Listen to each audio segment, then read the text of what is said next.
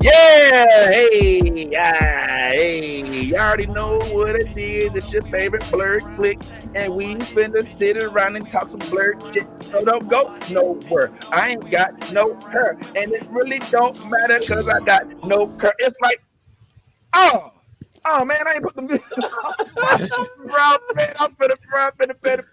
Anyway, what's going on, world? I appreciate each and every last one of y'all for pulling up. It is Saturday, and we've been to do what it is that we do on the weekend. Don't mind me, my computer might have just jammed up a little bit, but it ain't gonna stop us from chatting. If you all are in the know, then you know that Gen V did have its season finale this week, and people are saying that it was cool and all, but one of the things that we think is most significant is that it's supposed to set up the final season of The Boyz, which I'm hearing is this upcoming season.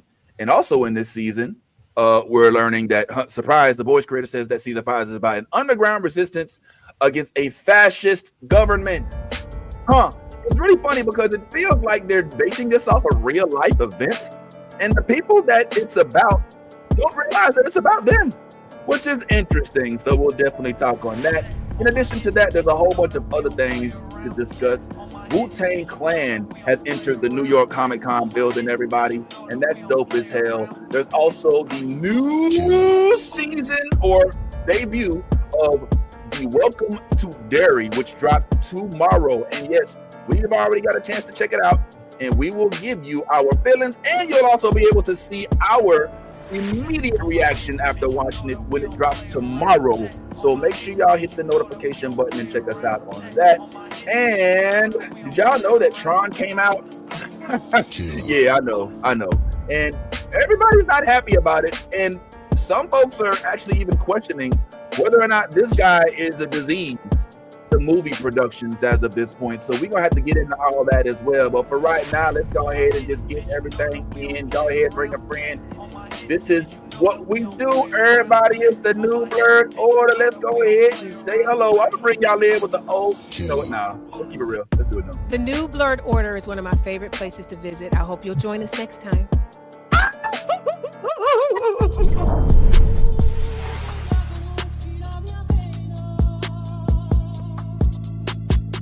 The New Blurred Order.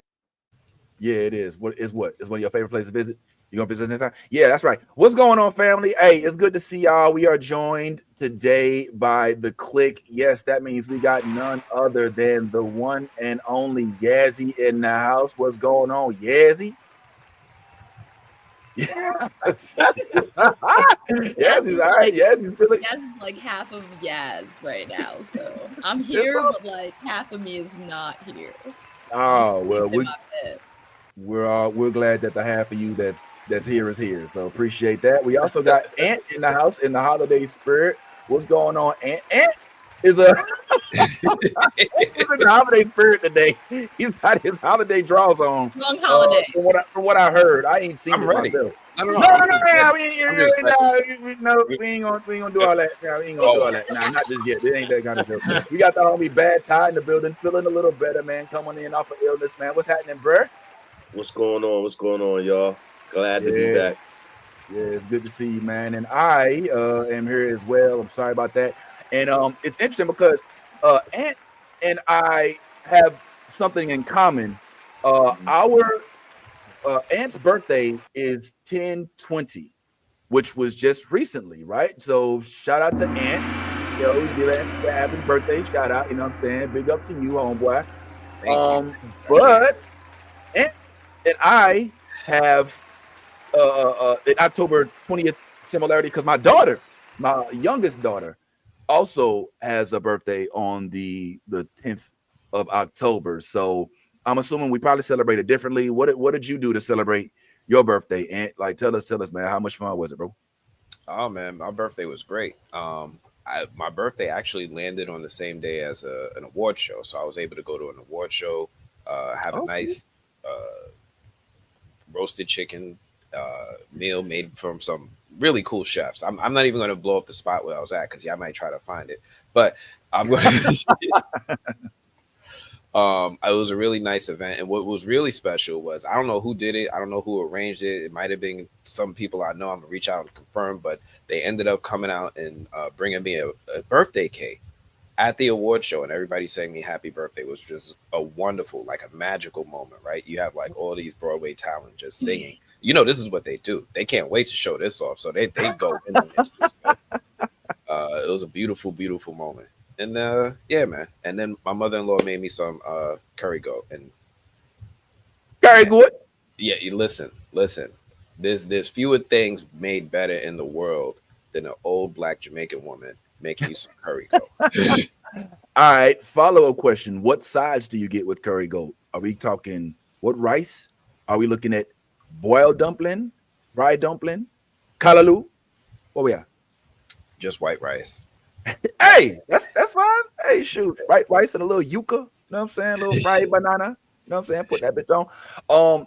I wanted to show you. I didn't. Now, this is just a little bit of full disclosure. I didn't know I didn't go this far, but I was gonna talk about Ant's thing, and then I realized, like, oh snap, we did something for the birthday that was kind of exciting as well. And maybe if y'all play your cards right in the comments, shout out to the chat. Appreciate y'all pulling up. What's good? Yeah, thank you. Yeah, hey, they're getting happy birthdays to Ant. Art imitating life. Yeah, yeah. Rice is not a side. No, watch out, your Harmony. Wait a minute. Rice is not. Nobody. Okay. Wait a That's minute. the main Main course. course. Instead of the main course. Don't do Main that. course. She's kind of right though. I mean, Don't. Come on now, Harmony. Beans Like, is a side, not rice. I see what she's saying. nah, book Yellow Island. Like, nobody who goes and orders a main course of. All right, I've done it a couple. All right, Okay, fried yeah. rice. Thank you. Okay, Thank okay, you. yeah. Good talk, right? Rice, but rice and beans, rice and peas, like rice, Nah. just rice though, just a Just main course of white rice. just rice. nah. Yeah, I don't think rice is a main. I couldn't. don't- If you pull up to my That's house, the Asian culture. all right, we know rice is power. All right, we get it. We know what's going on out there. That's one of the slogans for those that don't know. For the Filipinos, they like rice is power. Like that's how they. That's one of their most international trades. But yeah, fried rice, main course. Yes, Harmony, agreed wholeheartedly. White rice, nah, man. It's like Gotta saying have uncooked something. chicken. Nah, man, Gotta nah. have White something, rice is man. not a main course. I'm sorry, you know what I'm saying. But I appreciate that. But we getting beside ourselves. I hope I can still do this. Can I? Nah, I might not be able to. I wanted to show y'all some stuff, man. I'm not. You know, I'm gonna tell you why. Because my computer fucking up. I'm just gonna keep it real. I'm just gonna put it out there, bro. I gotta go and come right back. I gotta refresh. All right. So talk amongst yourselves. I'm gonna be right back. God damn, man. I'm so sorry. It's only happens every week. Every week. Right? Every week. Hey yo, and I'm interested in what other shenanigans went on the birthday, because I mean you kept it pretty PG, and I mean I'm pretty sure that it was your birthday, so it wasn't just I had some roast chicken and that I talked to the chefs. I mean, what drinks did we have? I mean, what did we partake What did I in have? later? I mean, like I go to my go-tos. Moscow Mule. Okay. I like my Okay. Moscow Mule. I like my Okay. mojito. I like my Okay, now speaking my language, mojito.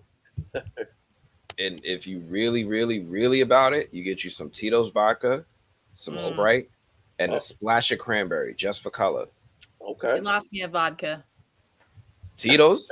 I can do Tito's vodka in general. I can do vodka in general. That's that like white girl wasted status. It's not a good look.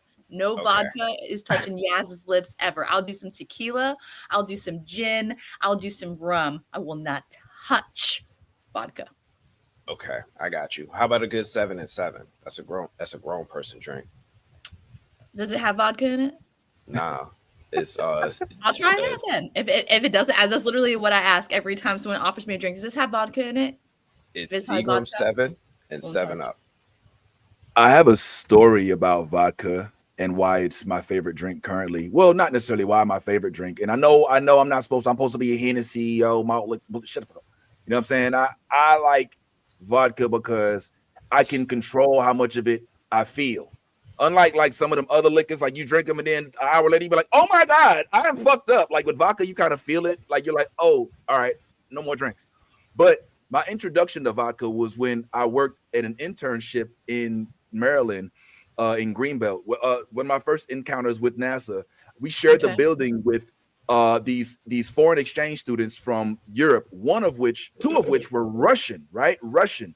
And this blonde hair, blue eyed Russian girl. One day I was coming home from Mind Your Business, and we was on the elevator together, and she's like, "You drink alcohol?" I was like, "Well, yes, I do partake in a bit of alcohol." She's like, "Oh, come to my room. Come to my room." I was like, "You don't have to tell me twice, shit. I'm coming to the room." We go to the room, and she brings out this big ass, like 2-3 gallon thing of vodka. She's like, "You drink vodka." She just keeps. I felt like I was in like a James Bond, like what was that movie where Robert De Niro and where they were like the deer hunter or whatever the fuck it is, where they were like shooting. They were playing Russian roulette. Like I played like till the morning. I sat here and we took shots back and forth, and we passed out. Ain't nothing freaky, nothing crazy happened. All right, that was too much information.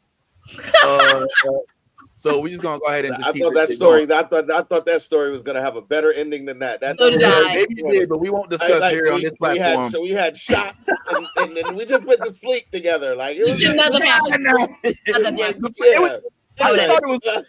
I just thought it was funny because she didn't speak English, and we spoke until the morning. We sat there and drank.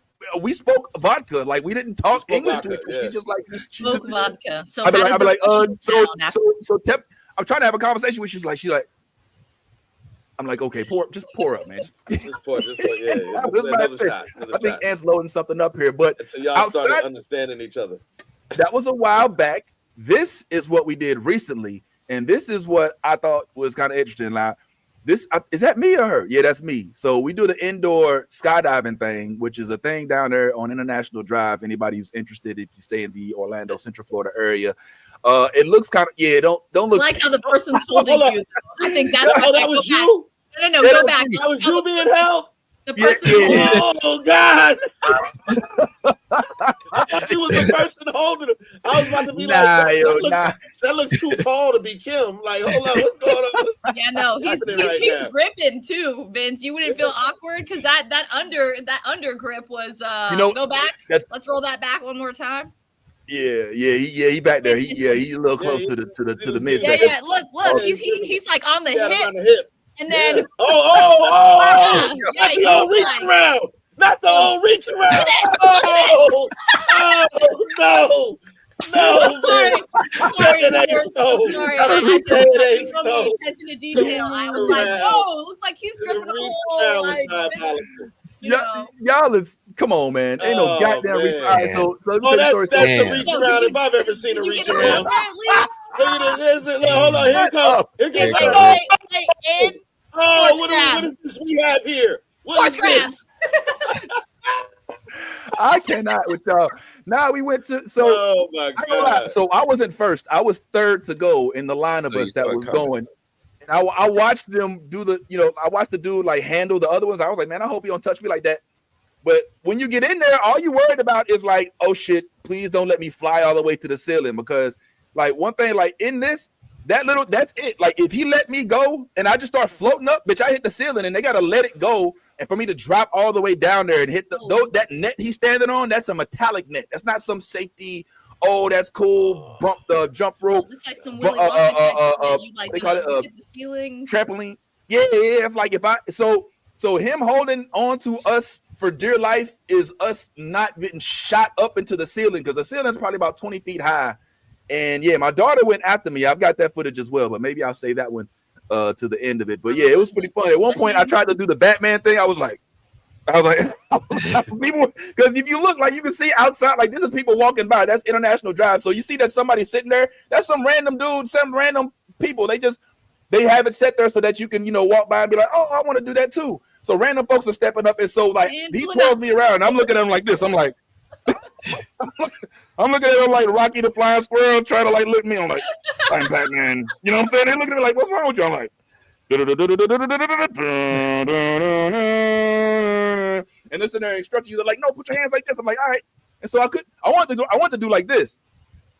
But it was like, nah, you gotta have both your hands Look like at this. Tad's So, face. Hey, yo, so Vince, I've seen that contraption before, right? And I've even seen people like moving around in there, like doing flips and whatnot. yeah, And yeah, so yeah. you're telling me that like that was the extent of the experience is you being held around your waist while you spin around On his hips I like and how then you try to grabbing under. Yes. like it I just see what you're doing. it just doesn't like when they were doing the flips, I was like, that's cool. That's the cool stuff. But you're saying they won't allow you to do that because the only thing that'll happen is you'll hit the roof. Is that what you're saying? The only thing. First of all, just imagine just getting flipped up to the roof, like, you know what I'm saying? Like, and you're stuck up there, and you're like, how do I get down? There's no ladder, there's not a rope. They just have to stop the air from flowing and just fall down on your face.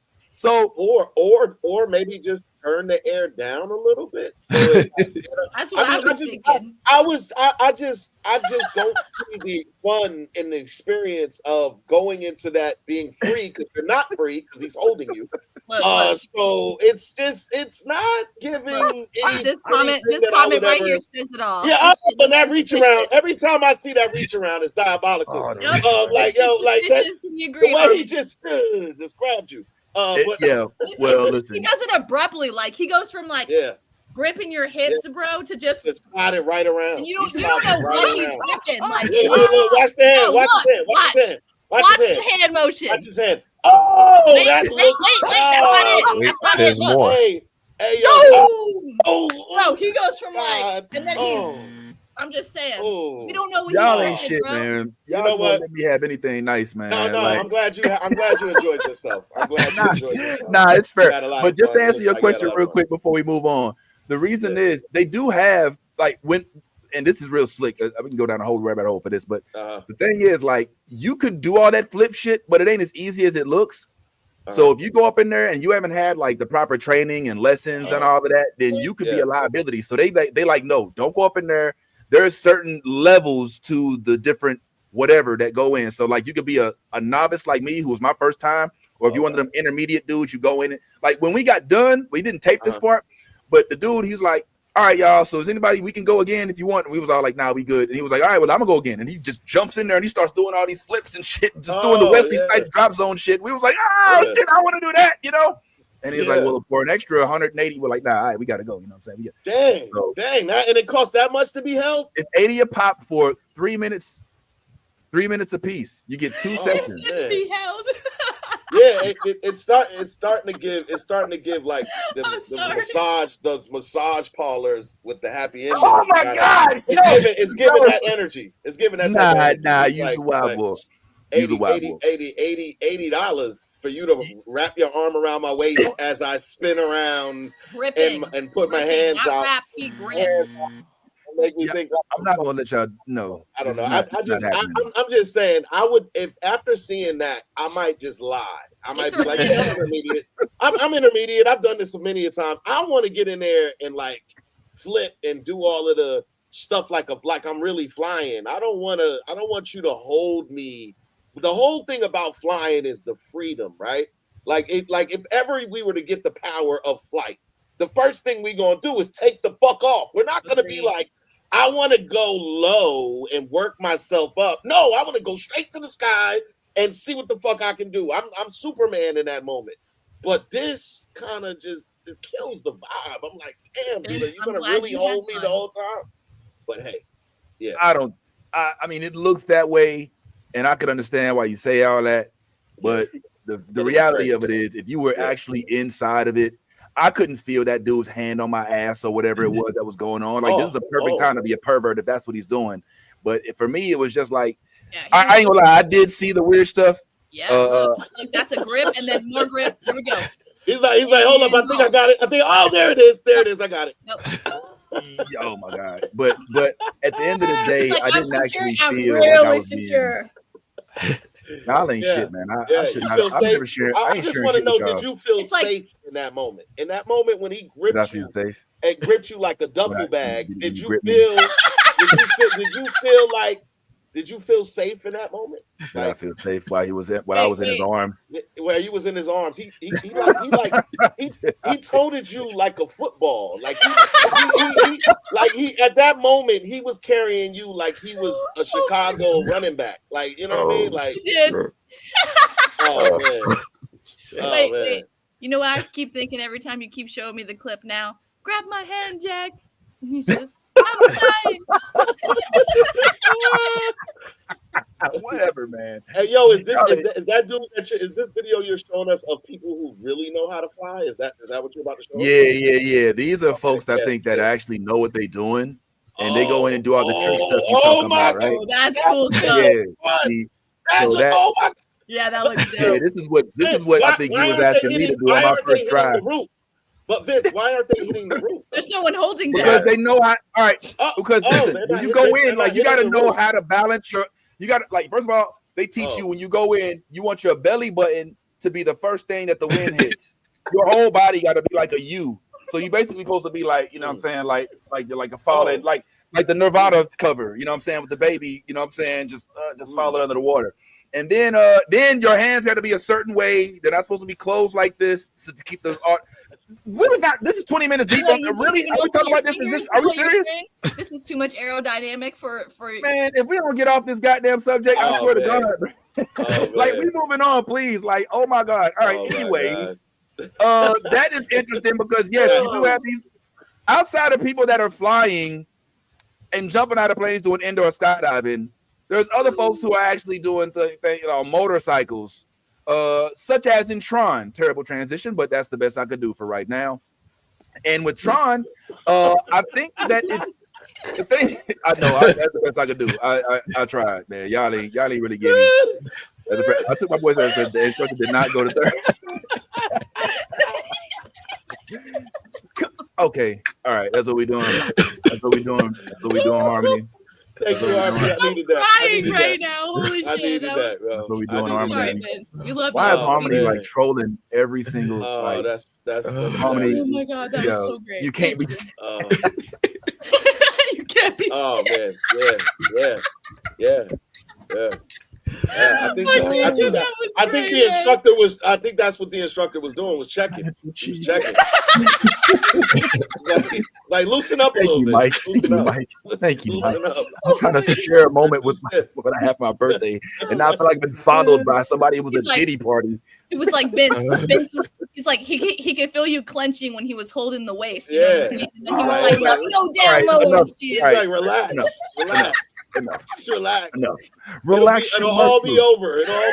And here's the worst part. We're sitting there talking about how dope or how terrible whatever my little thing was with all of this, and meanwhile Ant is over here being like catered to. Let me cater to you with all of this cool stuff and all these nice things. Who did it better? The guy at the banquet gala, or the guy getting fondled by the random dude with a man in front of the spectators. Oh yeah. In front of the world. Yes, very very voyeuristic. Very voyeuristic. Yeah, they think how many people have that man gripping you on the internet now. Oh my God! Yes. All right, this is why. We love you. Probably don't have nice things. But anyway, it's interesting you should mention that, Harmony, because Tron is the whole thing, right? And you're not. It's interesting. You wonder why. It seems as if folks are finally starting to wake up to the possibility, just maybe, that Jared Leto is not a draw at the box office. What fool executive at Disney decided the actor to introduce the Tron series to a new generation, the man to front a $200 million franchise relaunch, should be Jared Leto? Who's casting him in anything in the lead anymore? Is it the one person who liked Morbius? Is it the person who thought Leto's Hot Topic Joker was interesting? Guess what? That person is Jared Leto because he's a producer on Tron Ares. Not only is he problematic personally, you can Google that, but he doesn't move the needle for audiences. Oh, you don't believe me? When's the last time anyone said, hey, I can't wait to see the new Jared Leto movie, or there's a new Tron movie? Who's in it? Jared Leto? Oh, well, now I'm sold. Let's get tickets. Hey, you know who the TikTok kids love? Jared Leto. Is that how Disney thought this was going to go? The other Tron movies were anchored by a thoughtful and nuanced Jeff Bridges performance, an actor who is beloved. No one loves Jared Leto. He isn't even an interesting actor anymore. He's a personality vacuum. The only reason I can see for casting him in Tron Ares is they needed an actor who looks dead behind the eyes and soulless to play an AI program. Look, I'm not saying Jared Leto is the reason Tron Ares didn't do well at the box office, but I sure don't understand betting anything on him in the first place. Oh, tell us how you really feel, bro. My lord. But were any lies detected? No, I haven't heard of I didn't detect any lies. Where's the lie? When's the last time anybody on this panel got excited when you saw Jared Leto on the call sheet? When's the last time any one of us was like, oh, Jared Leto? Oh, sign me the fuck up. I agree with Lisa. I used to love him like back in the day, but like as of recently, like with him and just the projects that he's chosen to do, it has not been good. Like it's a bad look, it's I don't know. All in all, it's sad. It's truly sad because I used to like him. Now I just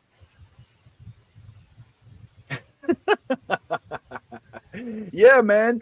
I mean, I have a theory. Because there was a time where, listen, I'm gonna keep it real. There was a time where Jared Leto did make me want to see a movie. I will never forget the images of Requiem for a Dream with him and Marlon Wayans, where he stabbed himself in the arm so many times that he had to have it cut off.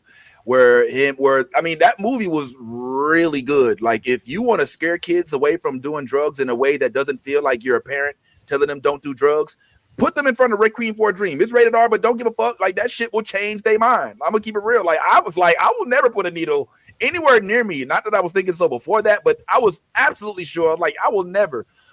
And then you get roles like the Joker in Suicide Squad, and you're like, yeah, I don't like that. You know what I'm saying? I don't like that. Here's the biggest kicker. Jared Leto, from what I understand, actually produced or was one of the producers. And this is a little bit of a pet peeve for me because I just am of the belief that when you are a producer on a project, that it doesn't necessarily mean that you need to be the arbiter, the star, the main face, the person that's seen the most in that project. That's a little, to me, it's kind of, I don't know, it's a little cringe. What do y'all think, man? Am I off base with this? And then we'll just move on to something else because I know nobody here has seen it. I ain't seen it. No, I ain't seen it. I haven't seen it. I'll see it, but I haven't. But there was nothing about it that I wanted to see. Like it wasn't like a movie that was like I must see. Like I don't even think they were that confident in it because it didn't come out during the summer, right? Like it came out in the fall. I had to look this up. You know the last year Leto movie that I liked? You know when it came out? What? When? It came out in 2004, and guess what movie it was? 2004. Jared Leto. The period piece. Oh wow! I wouldn't even know. He played a very, very, very prominent conqueror. Well, he played the boyfriend of the conqueror. Alex. Was it Alexander? Alexander. That's the last time I had something I actually liked him in. Wow, yo, that's crazy. Yo, Alexander didn't get a lot of play, and justifiably so. And just as a side note, real quick, if you want to see somebody butcher the role of somebody prominent, go back and watch Alexander and look at how they did Rosario Dawson's character. I mean, they flooded her out. And I mean, like she was the only one in that whole thing that was like ass naked, which I'm not complaining about, but it was like, I don't know. It felt a little gratuitous the way that they did Rosario Dawson, but maybe that's just me. You kind of, now that I'm like remembering the movie, you kind of do have a very valid point. She's the only one that you actually got to see fully naked, and the way that they did it was very. Yeah. It It wasn't in wasn't my. artful. No, it was Yeah. not artful whatsoever. Like, yeah, so I understand what you mean by that. Yeah. But it sucks that we had to go back 2 decades when Yaz is finally like the movie. So I didn't plan on spending all day on this, but I just thought that it was interesting how Jared Leto has fallen from grace so much. I mean, this is the dude. This is 30 Seconds from Mars from yesterday. You know, come on. This dude actually had some clout at one point in time. He was holding the mic and he's behind the camera, and now he can't get his movie to not flop. I mean, and I'm also going to say flop is maybe not be the right word, because I didn't research all of the numbers. I just know that I'm not seeing it prominently, rated on I use my algorithm now is how I determine whether or not things are good and whether or not I see a lot of feedback from it. And I'm just not seeing it. Markeisha is saying that it was that she actually liked it. Go ahead, Markeisha. Well, she didn't say she liked it. Let me correct that. Here's what she said. She said it didn't have a story. It didn't have a storyline. The vision and that part, that is what I've come to expect. Tron is a beautiful, imaginative story, something that I would like to see because the motorcycles and the whole like the digital age and how they managed to bring it to life. But it just kind of sucks because, what's the name was in this? Old girl that was in Acolyte, Jodie Turner Smith. Yeah, Joni, like she was in it. Evidently, how did she do? Markeisha, you're the only one that saw it. Nobody saw it. Translate. You got to speak Tron for us. But yeah, we're not done with Jared Leto. Y'all know that, right? What? He still also got Masters of the Universe. He's Skeletor. I'm sorry. I'm sorry. I didn't do it. You just depressed me. Is it live action? Yes. Yeah. It's live action. Live action. Are they gonna put him in a costume at least for the Isn't live He-Man action? Henry Cavill? No, He-Man is someone else. Oh yeah, some random somebody we never. They've been talking about this for a while. You know what? I'm not gonna. Nah. All right. Here's a question. Then we can move on because we got to talk about the Wu-Tang shit. Is Jared Leto over and done with? Is he now movie theater herpes? He's like, look, he's bad, but he shows up. He won't go away. No. But no. We think that Jared, he still has some good production in him. I frankly think that all Jared Leto has to do is not be the main character in the movie. I mean, you could say that he wasn't a main character in Suicide Squad, but Suicide Squad was heavily based on Harley Quinn, and Harley Quinn, of course, is tied to the Joker, so you could kind of say his part was more significant than it needed to be. But I don't think this is the end of Jared Leto. I think that people just now won't look at him as a headliner. Like he's not the main guy you want on the poster. Maybe in the background, and especially with Skeletor, because he's not going to look like him like Jared Leto. He just needs to take a break. Yeah. Right. Some people do that. They take a break. They go away. Like Colin Farrell. Colin Farrell was hot and then he wasn't. Good point. And he took a break. Right. Can't come back. Give us some good performances. Stop being all up in our face or trying so hard. And he's absolutely got a chance. He just needs to be in another stage of life. That's a good point. I like that. I actually. What? Go ahead. No, I was just gonna say I'd actually like to see the movie. True. I do feel like Jared does get I do think it's a lot more people that hate him at this point.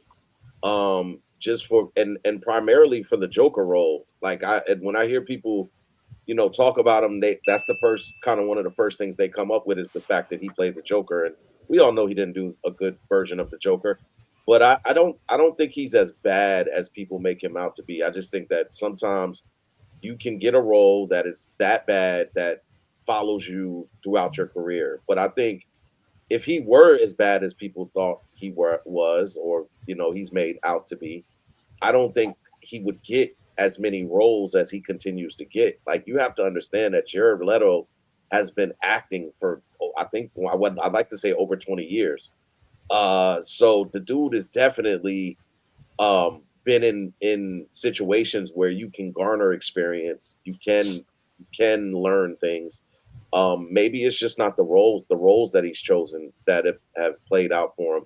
The whole idea of him being a producer, And that guy saying he's a producer on this thing. Well, any lead is an executive producer on most movies. Like that doesn't mean that they're in there producing the movie. That means that they're one of the people that they refer to in regards to, hey, how's this look? Do you think this is so I don't like, unless I see it say produced by Jared Leto, then then maybe that guy has a point. But I heard a lot of vitriol from that guy who you played the clip of. He clearly hates Jared Leto. Like there's no doubt about it. You could tell it in his voice. Like maybe he stole his girlfriend, maybe somebody he used to, but you could tell there's some real like personal feelings behind the description of Jared Leto. And I just think that he is a good actor. I want to first say that, because there are a lot of movies that we didn't speak about, and we're not going to take the time to go into all of those movies, but that Jared Leto did do good and did play good roles in. So, it's a shame. I don't think anybody was out here asking for another Tron movie. That might be the first thing. You know what I'm saying? Like, we didn't ask for another Tron movie, and I feel like this was one of those things where they was like, oh, somebody was like, we should do another Tron movie, and they was like, yeah, well, why not? You know what I mean? And sometimes you don't always need to do that. So let me throw this in there, and I agree with you. I don't think that Jared Leto's actual acting is on. It deserves the hate. Now, as for sexual assault allegations, I'm not sure about all of that. I saw something about that in the comments. So if that's a thing, here it is. Yeah, it's Harmony. I see he's got some sexual assault allegations, so that's never good, right? That's the opposite of good, actually. That he's in a sex cult. Oh snap! Wait a minute, hold up. Now those are different things. Yeah, those are two different things. All right, one of them is legal and one of them is not. All right, so let's separate the two. Sex cult, perfectly fine. Sex assault, no bueno. But I want to say this real quick. Disney, for those that have been, Yaz, you been to Disney lately? Oh, Disney for almost a year plus has been finishing, and have already finished, and I believe is now operational, a Tron roller coaster ride. All right. Okay. Now that might to you be like, all right, well, so what? No big deal. But what does that say? That means that Disney has a lot invested in the success of this movie. Am I wrong? Because you're not going to make a whole ride about something that you're expecting to flop or be terrible or to maybe go over badly. Like, you think about Disney rides, Space Mountain, Big Thunder Mountain. These shits have been there since like Magic Kingdom existed. And now they went and made a whole new Tron ride where you ride on it like a motorcycle. That says to me they really wanted Tron to be something, which goes against what Ty was saying. Like, who was asking for a Tron? Disney. Disney was asking for a Tron to be well. What's up? What's good? Well, think about it though. Like with Disney, I mean, they're always Disney, the parks in general, you know what I'm saying? Like they're always trying to push generational things. You see what I'm saying? True. So Tron is a generational thing. You see what I'm saying? So like parents, and now like, like they can show it to their kids, so it'll be more relevant. Do you see what I'm saying? So that's why. So if you really think about it, Back to the Future, it was a very, very great ride for Universal for so fucking long. And it is literally one of the things that fans and people that live here, people that come to the parks, they complain that is not at the park anymore. But you have to think about it. You see what I'm saying? Like, who the fuck was like really thinking it was going to be that big of a stir to get rid of Back to the Future roller coaster and turn it into a Krusty the Krab roller coaster? You see what I'm saying? Yeah. It is such a big, it's like fans are upset. So that's why, they're having to pivot, and maybe Disney is thinking, hey, okay, so since we got rid of, you know what I'm saying, we got rid of one completely, family related period piece, we're going to try another different kind of one and see if it's going to work for us. But obviously it's not working in the same favor. I mean, Back to the Future, those are timeless movies. You know what I'm saying? They will never age. Tron, on the other hand, the storyline is what carries the movie, and that's what it's lacking. Is storyline is what we keep hearing. You know what I'm saying? So it's like it's kind of, they kind of dug their foot in a hole a little bit. But I mean, we'll see how it does. I'm not gonna lie, I'm excited to see how the ride is and if people actually enjoy it or not. You know what I'm saying? Because that's ultimately what, what's going to make the decision if they keep it or if they end up changing it to something else. Oh, they can't change it. It's too It's wait. No, this ride's gonna have to be here for at least a decade. You can turn it. You can change it. You could literally. Okay, so depending on how it's designed, you could literally possibly turn it into like an inside out ride, making it seem like you're going into like the memory core things. Do you see what I'm saying? Like like that's what I do for a living is like design. You know what I'm saying? True. So like that's depending on how it's set up, you literally could be going into all the memories and looking at all that. You see what I'm saying? Like they could figure it out. It's not that serious. Like this whole like point. We're traveling to the different, you know what I'm saying, worlds inside of the memory land. Like you see what I'm saying? Like they could alter it however they need to alter it to make sure it makes them the money that they put into it. So if this isn't going to pay out, it's Disney. Their designers will come, they will fix it, they will make it better, move on. Yeah, well, just for the record, I'm in no way, shape, or form sad or concerned about the well-being of Disney and whether or not their rides work out. I mean, we're talking about the same place that still has a Peter Pan ride, okay? And it's just like you Floridians, yo. You Floridian. Have you been to Disney lately? Like what? You Floridians. Okay. Put the dinner back up on the screen, please. I'm talking about. And you don't understand the traffic us Floridians have to go through so you guys can come and fucking enjoy your theme park. So I don't even want to hear about that. This is why we don't even get to enjoy the park is because so many people come here. I'm gonna just pause you. Press pause on talking to New Yorkers about traffic for 1 second because I think they might got us. They might. I mean, I'm just saying, like, Yo, even our subways are congested. Come on. Yeah. Oh my God! Like, don't get me started. Look, what they used to go through with the Metro Rail, which I understand is no longer done by a car, that's now digital. But imagine having to do that just for. I mean, would they do that on a daily basis just to get to work?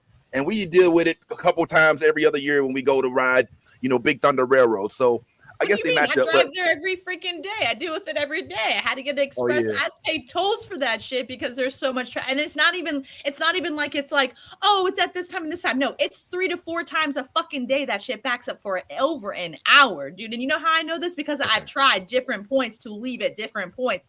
I've been doing this for a year now. I think I know. I'm in New York traffic. I live in it. I drive in it. I go to work in it. I'm just saying I understand. So this is what I have to go through just to get to work. Why the fuck would I do it to go to the park?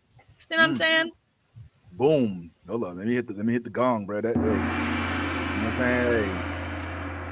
Hey. My vacation is getting away from the crazy, not going into the crazy. You know what I mean? I know that's right. Well, Disney better stop worrying about that Tron ride and worry about how to keep these old people from dying on their that part. Oh my gosh, the gallop. Oh my gosh, They done had 2 60-year-olds die. One committed suicide, and the other one. What? Yeah, one committed a super fan committed suicide in one of the hotels. And then another 60-year-old died of like a pre-existing medical condition. Okay, so on the Stardust Racers, there was a person who was already like had spine issues and medical issues and all kinds of stuff, and then he went on the ride, and because like the ride has these like these pillars that are on the top here, and it literally says on the ride, if you cannot hold up your own neck and like shoulders basically area, you know what I'm saying, to prevent you from hitting the sides and stuff, then you should not go on the ride. Well, something happened, and I guess he lost consciousness or something, like with all the jolting and whatever, and his back injury and all that made him literally hit the side. So he had blunt force trauma. That is how this man died on that ride. So they shut it down for like over a month. And then now they just put that. Now it just went back online. And this is three deaths in 10 days. In the last 10 days, it's been 3 deaths. And I think the last one was the last one was a kid. Well, I mean, look, you ain't got to tell us. There was we had with them. You know, down here also in Orlando. Yes, they got that the ride that goes up. The take slingshot people up real high and spins you around in a circle. A little 15-year-old boy died on that like last year or something like that. So yeah, yeah, he fell from the sky. Yes, I remember that. Oh my gosh, it yeah. was so Nah, bad. that's not my type of ride anyway. Like I'm not going, the Same, Doctor but Doom shit. Like it that's was a weight issue. That's why he died because oh they my then god. like literally so because there's a maximum weight issue and because like the bar lap it didn't click like the way it was supposed to. They Oh let my him on god. the ride, and dude, it was so bad. All these people literally watched this, and then they just like stood around. And when he dropped, he was still alive on the floor, and being like, just blood was coming out, and people were just watching this poor kid just die, like they didn't know what to Oh, do. wow. So it's crazy. God. So yeah, and that's why they have those like little side. Hey, are you able to ride this ride? You know what I'm saying? Like this is why they have those. Is so like it's a safety issue thing. If you're like too big to ride something, don't ride it because it's a safety issue at that point. It's not just because they're like trying to discriminate. It's because that is what it can actually hold. You know what I'm saying? Like, and same thing with like, if it says you cannot physically handle this, like if you have bodily, like, like mental health, like, I mean, not mental, physical health issues, do not go on these rides because literally they will cause more damage. I mean, this dude already he was in a wheelchair. He went on the Starduster ride and died. They let him go on the ride, but that's what I'm saying though, like because it's at your own discretion. You see what I'm saying? I mean, nobody sat there and was like, "Oh, my man is getting on the ride from out of a wheelchair." Not the job of an attendant that is letting you on and off rides to literally dictate your health conditions, whether you're capable of riding. That's not their job. That is your job. No, you paid to go. Okay. You need to be the judge of your own health care and well-being. That is, you just think of it this way. If they discriminate and they were like, no, you're not able-bodied to go on this ride, do you think that that's a bigger lawsuit? They are not allowed to do that legally. Good point. I would be like, yo, can I check my manager? I'm just saying that's legally they are not allowed. Like you have no idea. I deal with law. I deal with stupid laws all the time because of my job. Okay, legally they are not allowed to discriminate in no kind of way. They're not allowed to say, "Hey, you're too big. I don't think the lap will go down." They are not allowed to say that shit. It is at your discretion whether you think that you can go on that ride safely or not. That's why they have those lap bars there because they legally are not allowed. Yeah, well, hopefully they get that together because yeah, like, sad. I'm gonna keep it real. Like I was a big roller coaster guy in my, let's say, my youth, teens, 20s, but after like my head can't take the roller coaster thing no more. Like I can't even, like, I don't enjoy it as much. Like the little ones, Thunder, Space Mountain, over in 90 seconds. Okay, cool. But like you go to Busch Gardens and they got like the twin dragons and like they do like the 8 loops and shit. And I'm like, nah, get me the fuck off this shit. I don't want this shit. Like, do you remember when we used to like spin around in a circle for fun and you get dizzy? Oh, I'm so dizzy. I don't do when that you get dizzy now, you be like, oh my God. Oh my God. Oh my God! Please stop! Please stop! So you're telling me you're not going to go to Universal and ride the new like Raptor ride, like the new Jurassic Park Raptor ride, because it's it goes 60 miles an hour. You're flipping, you're doing all kinds of shit. It's amazing. Not gonna lie, it's so much fun. Austin's first time he went on that ride, he looked scarred. When we got done, his face looked like it was great. You love torturing your husband, man. Dude, it was the best time of my life. You have no idea. Okay, but guess what? When we got done with that ride and we rode a couple more rides, you know what he asked me? Baby, can we go back to that first ride? It was awesome. I was like, well, you were so traumatized. Are you sure? He said, yes. Man. I want to ride it again. I want to enjoy it this time. And guess what? We rode it 2 more fucking times after that shit. Oh, look at you successfully indoctrinating that man. I got to give you some. Good job. Now, let me real quick. I haven't been able to do this in a minute, but I want to address some of our IG because I didn't forget to do IG this time. We got some IG comments over here. So real quick, let me just address some of the ones we got. All right. So Quentin Pierre is saying, first of all, Quentin and all the y'all that are, the IG is lit today for some reason. Come over to the YouTube channel. All right. We're at YouTube/The New Blurred Order. So we can see your comments in here as well. So we can get along with the chat because we in here, we having us a good old time.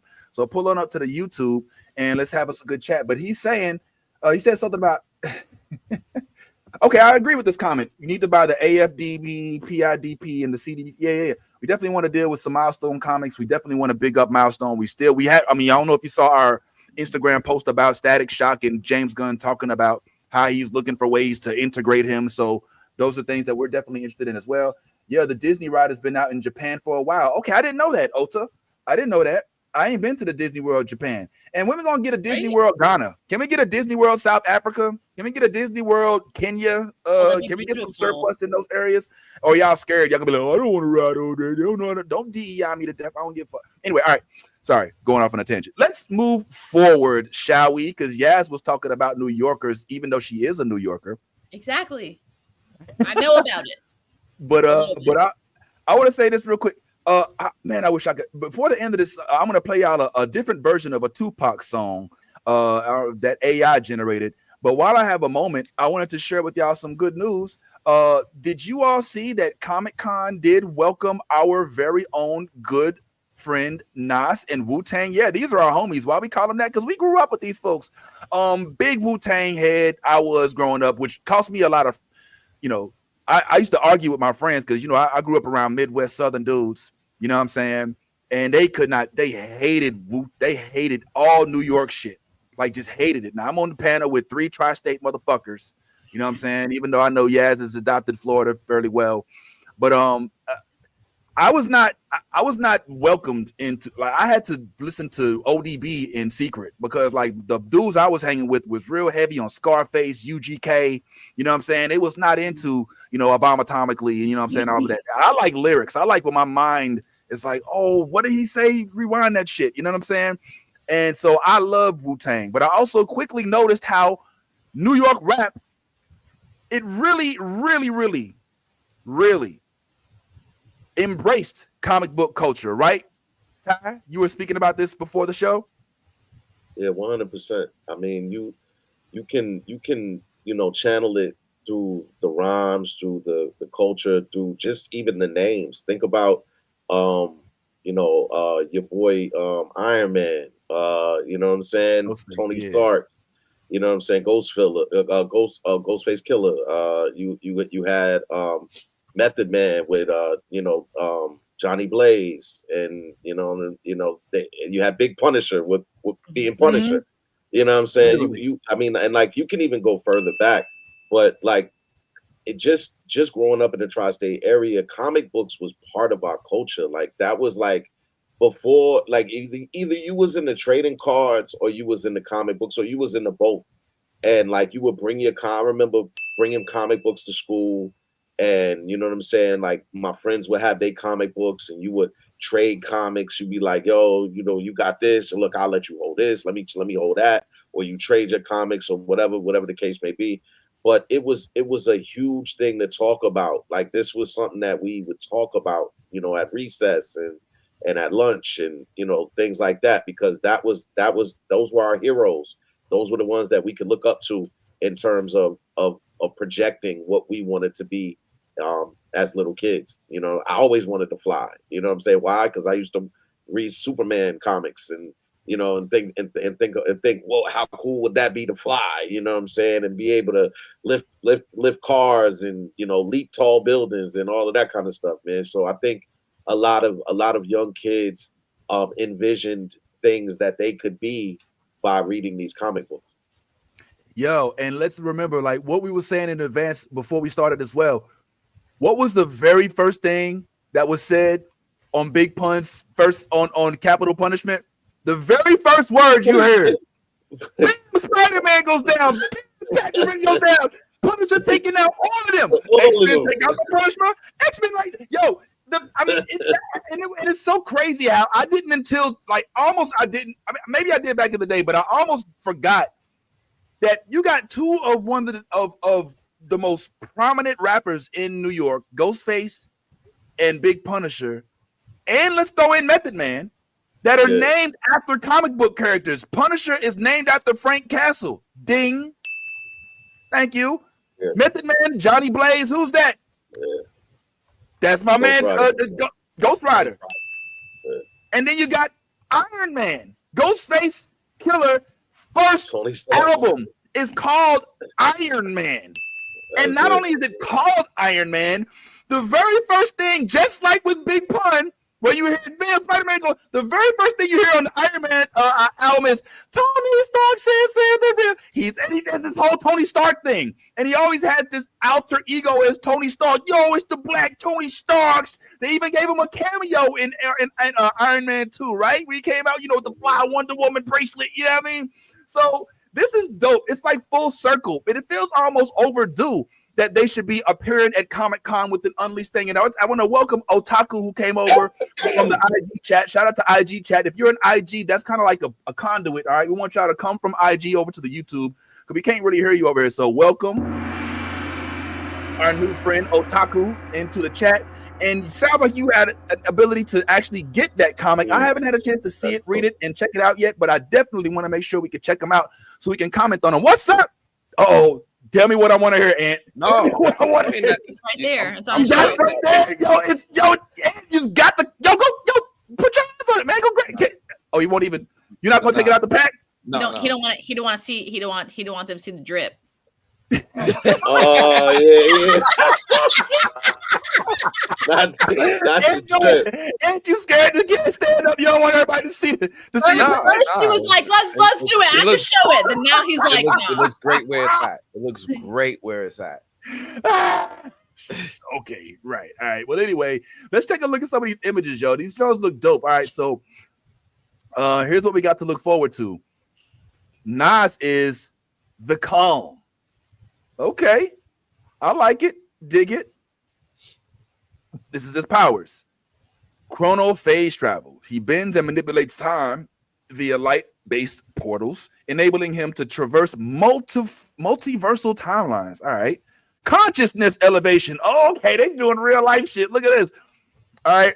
He sees and understands multiple dimensions and thought, simultaneously giving him near prophetic perception. Okay, they want Nas to actually be his actual character. Y'all see what he's doing here? Y'all see what they're doing here, right? Hey. So he's I'm not like even mad at it, though. I'm not mad at it. Just more smart. Fantasy meets reality. Density control strengthens or lightens his physical form as needed, making him resistant or weightless at will. Nas is really literally putting his own self as a comic book character. He's not, he's super. I want to fly and be invisible. He's like, nah, I want consciousness. I want an elevated consciousness. Yeah, I mean, because we out here in Queensbridge. Yeah, I mean, this is dope, yo. I hope to see more of this. I would wait a little while to check the numbers on the purchases, but I hope that this leads to maybe Carl Jones or some sort of animated special that could come out of this comic book creation. Could you all see that? Could you all see a possibility, a realm where we get a Nas anime or Nas superhero comic book brought to life? Even if it's, I'm 100%. In fact, I would prefer that it's animated. Don't give me a live action, nothing. I want the full weight of weightlessness and the whole imaginative view of this. So y'all down with that, or does that sound a little silly? I could see a studio picking that up ASAP. Like it makes sense. It makes it like when I see Meg Thee Stallion get her own anime series, exactly. And then I think about Wu-Tang and how far their reach is. Like think about how famous Wu-Tang is on the Asian front, like just like, yo, I remember when they like, it was such a big movement in the Asian countries that like when they would go travel over there, like the so many Asians were now rocking Timberland boots and bubble gooses and Scullies, and now they over there Wu-Tang forever. Like yeah. Yo, they would get over there and they would meet these Asian kids and they would give them bar for bar what they were saying in the songs. And it was like, yo, this is how far y'all have reached. Y'all reached the international height. You know what I'm saying? And I could see a studio like Amazon, who has already, by the way, involved themselves in the Wu-Tang Saga series. Was that Hulu? Yeah, Matter of fact, was that Hulu? Am I wrong? Yeah. Hulu. Yeah. So Hulu Hulu, I can see Hulu being like, oh yeah, we'll definitely pick up a property and go and are y'all ready to shoot? And yeah, man, I would love to see something like that, bro. Like that would be dope because it opens the door for so many other black creatives to do stuff like this. No, you disagree, Ant? No, I would love to see it, and I think Hulu would be the best, most logical place for it to be. Right? It's the Marvel comic is through Disney. That's kind of under the same umbrella. But Hulu's going away at the end of this year. All right. Well, I mean, technicalities. But it also brings up a valid point, I think, in that a lot of these projects, they write the things that would normally fit on Hulu that might not fit on Disney Plus, like the Shoguns, the Wu-Tang sagas, that kind of show. Where are they going to go? Are they going to still get made? Is Disney going to put that on Disney Plus? Like, is that what we're going to see? The Wu-Tang Disney Plus is such a succubus. I'm sorry. I mean, we love you for Mandalorian and all of that, but like, I just feel like this was mismanaged. But that's a whole other subject. But this does give me it makes me think back to, remember that Def Jam video game where they was fighting each other and stuff like that. Fight for New York.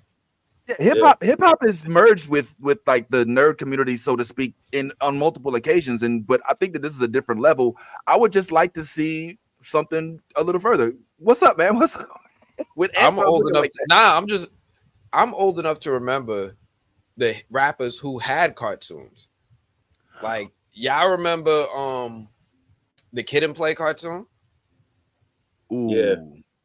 Or you remember Hammer Man? When MC Hammer was a superhero?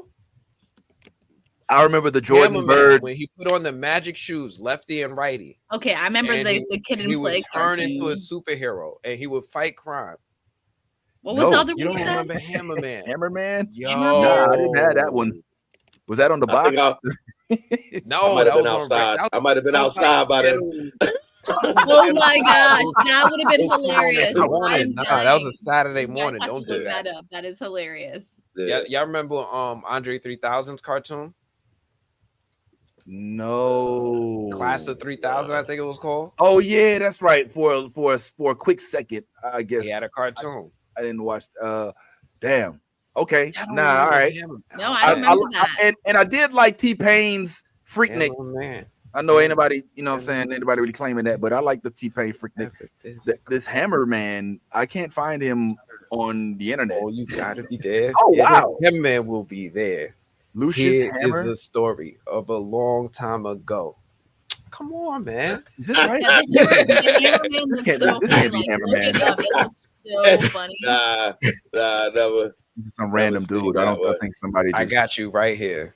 Say put Hammerman cartoon, Vince, and you'll find it. I don't want to trigger no trademarks, no copyrights on the stream. Yeah, right.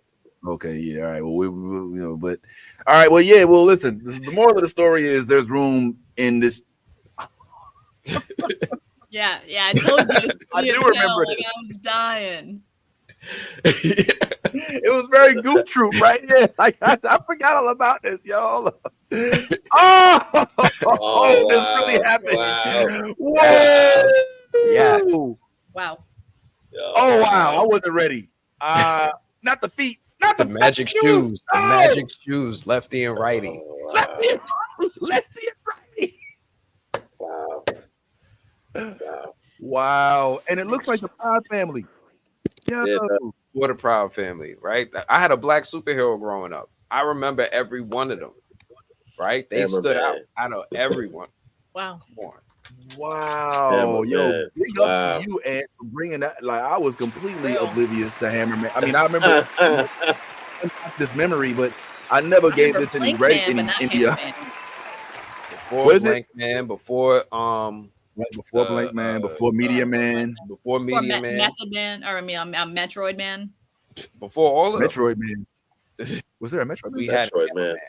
Or what was it called? Meteor Man. Sorry. Meteor Man. Yeah. Well, damn.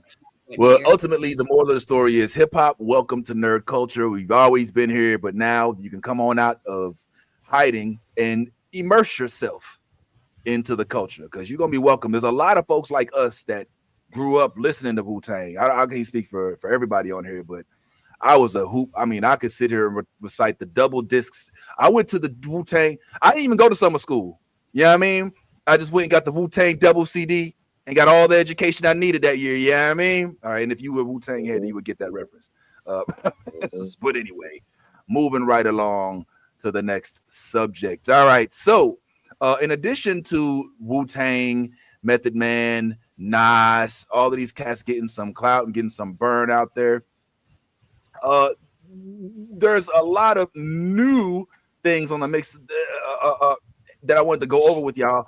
The 2026 IMAX slate of films, which we hopefully will get a chance to discuss at length here in a few minutes. Just as a quick teaser, here are some of them. You see, we've got Super Mario Galaxy, Mortal Kombat, which I believe is going directly to HBO Max, if I'm not mistaken. Okay. Mando and Grogu. Now, I'm not. Don't quote me on that. All right, I don't know that for a fact. I think it's going to be released in movie theaters, and it might be one of them simulcast Jones, but I would hope that it gets a movie theater release. And they're not doing that. They only did simulcast. They only did simulcast because of the pandemic, but they're not doing simulcast on no. Okay, if so it's that coming out of theaters. Okay. Yeah, that was probably pandemic time, right? Yeah. It's probably right. Okay, so hopefully, I'm obviously an MK head, so I'm gonna be at whatever preview. If it's gonna be at the movies, I'm gonna be there. If it's gonna be on TV, I'm gonna be there midnight, whatever. So I'm here for this one. Mando and Grogu, I still have low expectations for this. This feels a little cash grabby for me, but we'll have to wait and see what happens with this. Whew, okay. This is fascinating. I'm frankly thinking that this won't. I'm going to go on the whim and say that this date will not occur. That this will get pushed back. Why? I'm almost certain of it. Right. Why? Frankly, because of all of the developments that are going on with DC and how they're rolling out things slower than they were expected to. All right, like DC is there. Like, this dude is trying to intertwine everything. That's why Peacemaker's getting a sequel, because they're going to merge his story into somebody else's story. And I just get the sense that this will get pushed back the way all the other projects have been got pushed. I hope I'm wrong, but we'll just have to see, I guess. You said Peacemaker getting a what? A sequel? No, there's no season 3. So all of the storylines from Peacemaker will be. They're saying we're going to see the characters again, but we're just not going to see them in a Peacemaker season 3. Which says to me they're trying to take that world building exercise and move it into a different, into a different project. And doing that, I think, is just a little more complex. Sometimes it just fucks with the timelines. I mean, we've seen it happen with Marvel. So how many times does Marvel have to push back their dates? You know what I'm saying?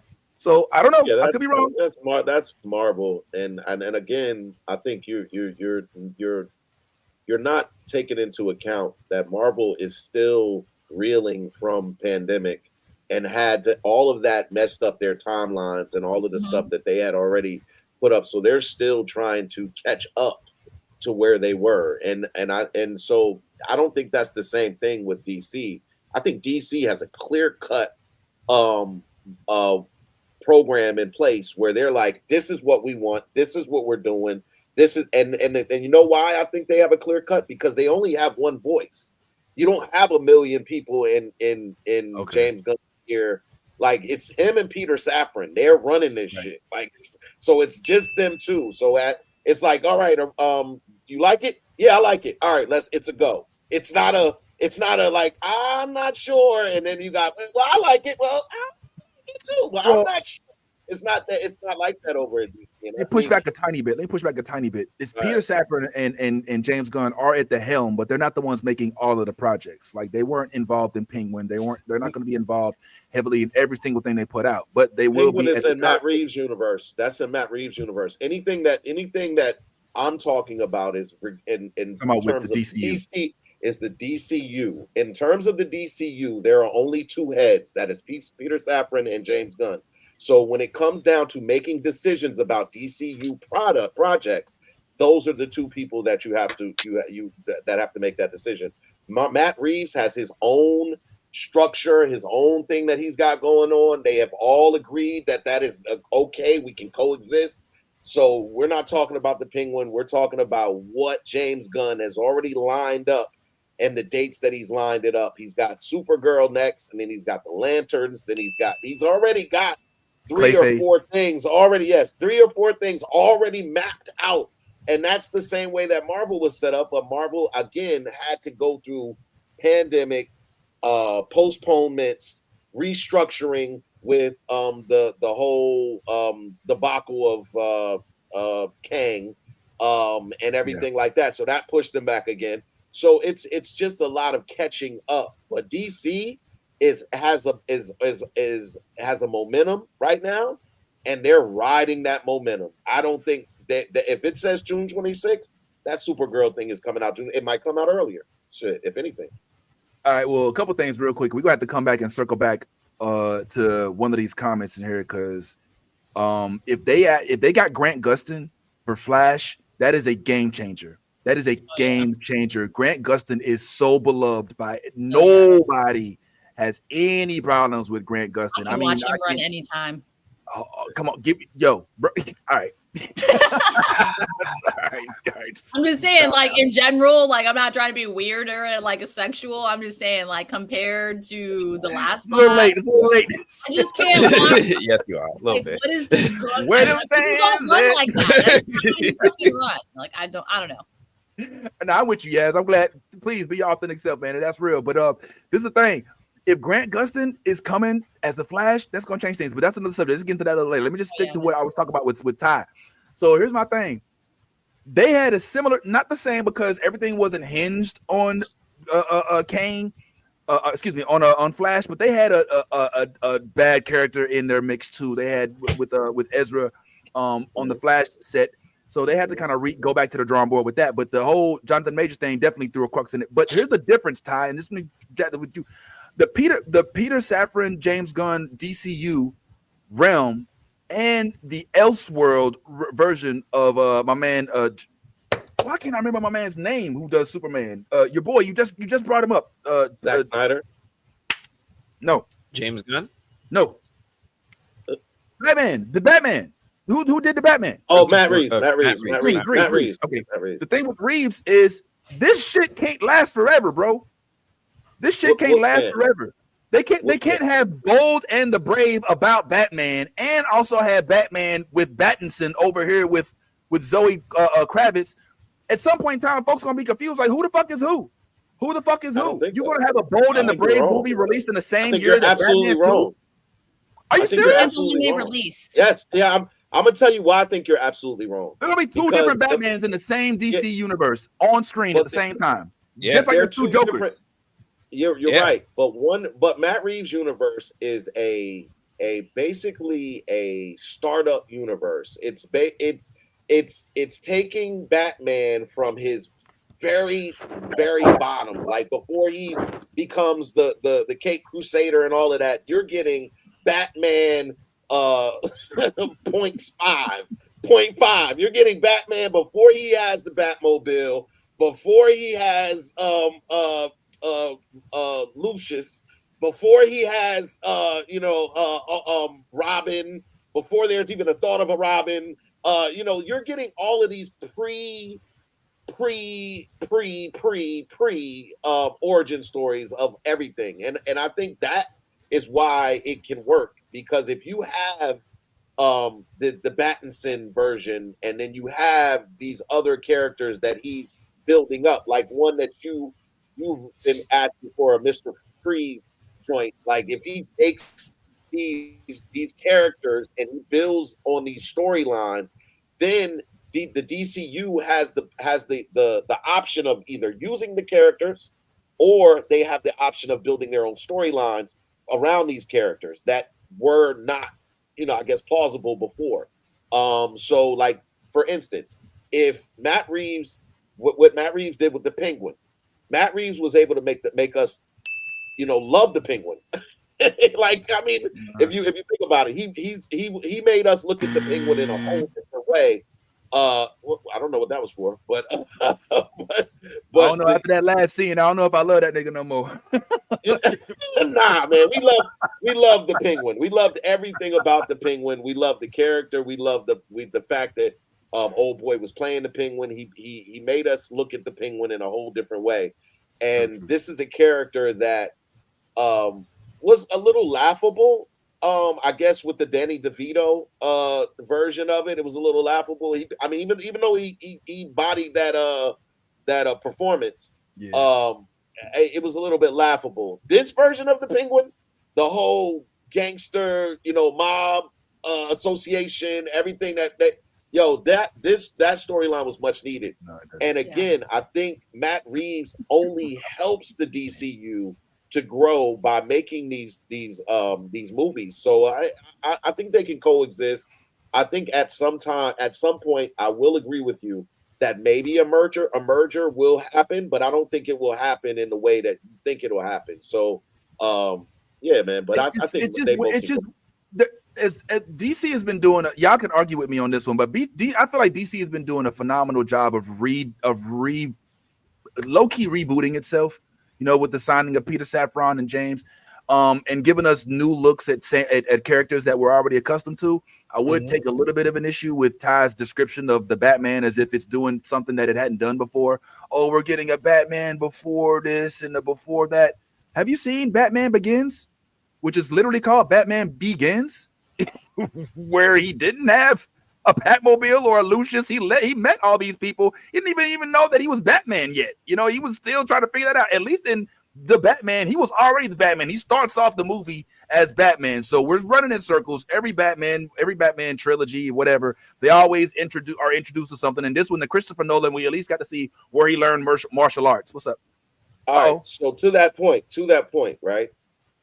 So we know of Batman Begins, but what about the new viewers that don't know about Batman Begins? What about and this is what I'm saying.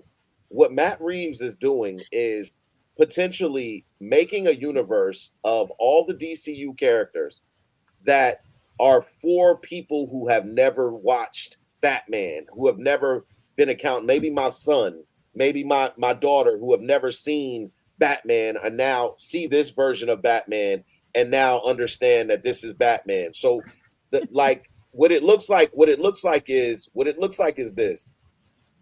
It looks like James Gunn is doing the next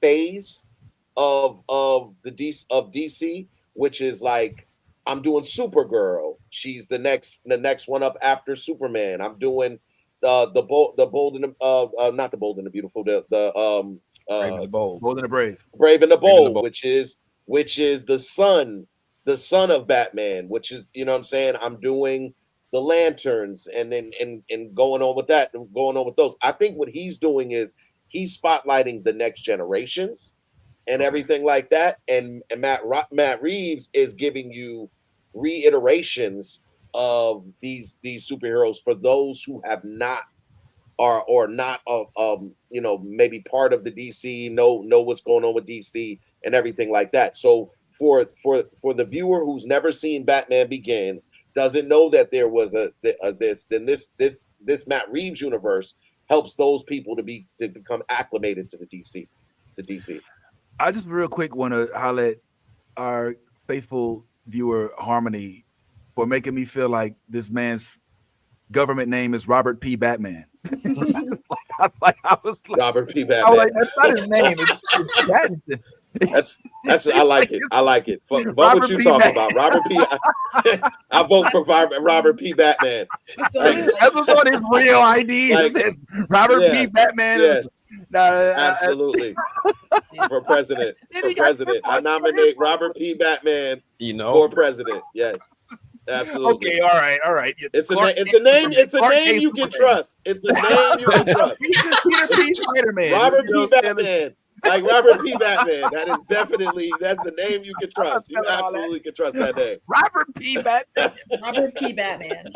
I love it. I love it, Harmony. No, we gotta keep it real, man. All right. So, well, let me say this part too. Let me add this to that. All right, so you're also we consider and have a back and forth about how Marvel did this as well, and how they managed to have a Spider-Man over in the Sonyverse and still had a version of a Spider-Man even though they didn't necessarily cross over until the No Way Home movie.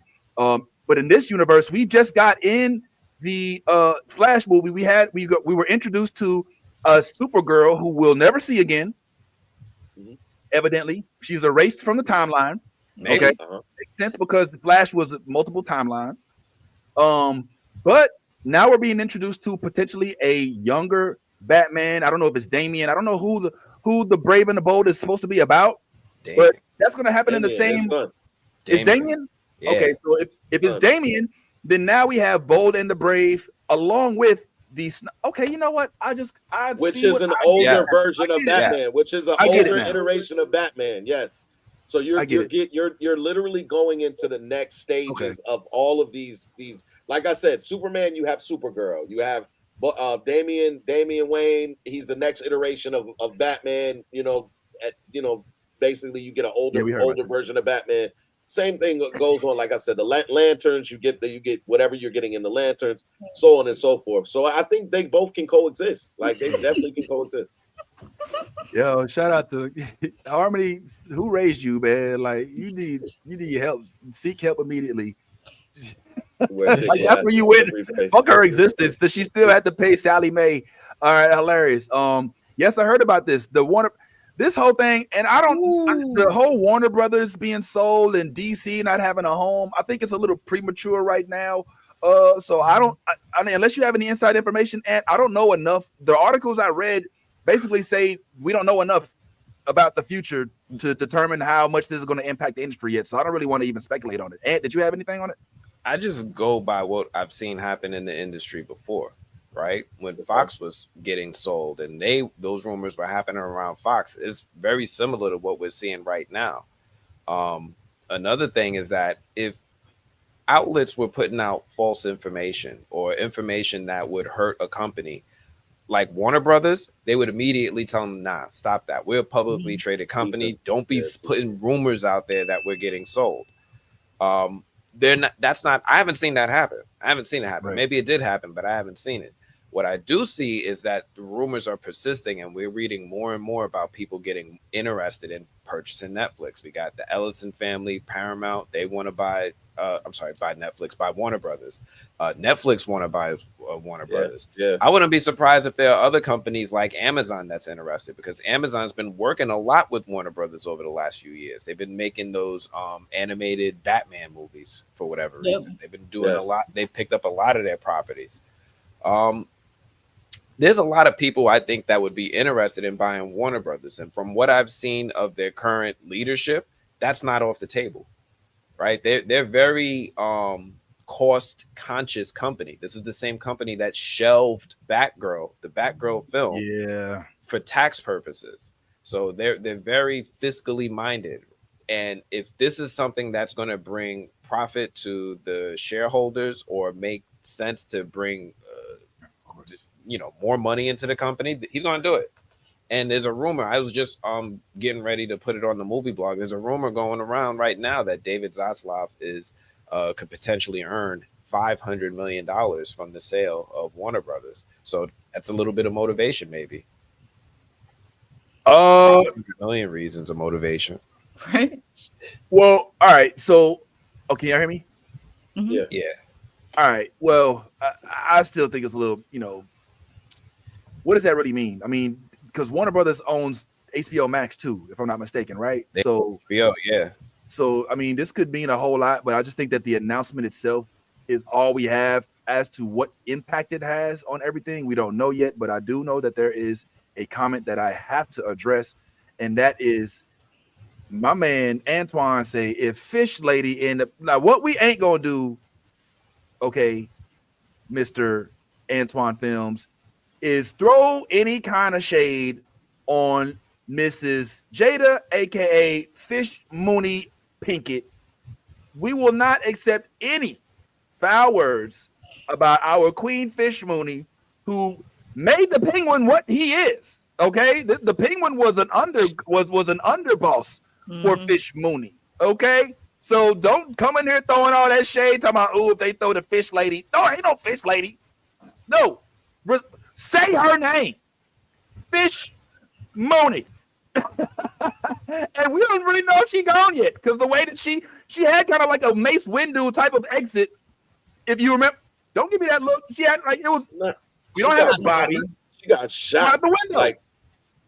Nah, that was the first time. I think like the first time. I think that was the first time. Then she came back. I think he shot her on the dock. I think he shot her on the dock. If I remember correctly. Yeah. You're right. Oh yeah, my Yeah, bad. like You're right. yeah. I remember the first season she fell out the window, and then we got her the next. It's like she's alive, and then they killed her. And then he was like, "Oh, we're gonna make sure you dead this time."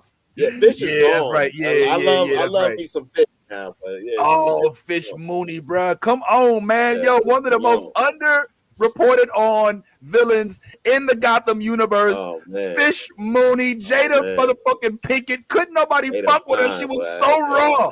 She was so raw. She faked her death. Come on, man. Yo, we will not have any Fish Mooney slander in the New Blood Order chat this morning. That's all I'm saying. I rest my motherfucking case in this bitch. Give me that gong. There go.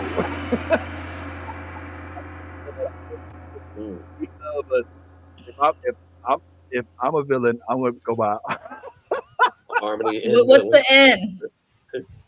What's the end in Harmony? That's what I need to know. It's the N word. It's like it's a Harmony nigga villain. Let me stop. Let me not do that. Let me stop. That ain't what I meant. Yeah. Anyway. Yeah. All right. Let me run through these real quick, man, and then we gotta talk about Gen V and we also had there's another thing I gotta talk to y'all about. I'm gonna scoot through these last few real quick, guys. This ain't gonna take as long as the other ones. No opinions on these. So Supergirl, we talked about and how that's confusing with DC. We'll see how that turns out. I'm sure Ty's kids will be happy about it. Another Minions, bro. That's but hey, look, they make money. Yeah, I thought they already had a Minions 3. I already feel. Oh no, but what they do is they type. It's like Minions, Despicable Me. You know what I'm saying? That's crazy. It's crazy. So it's like the Minions are the new Fast and Furious of.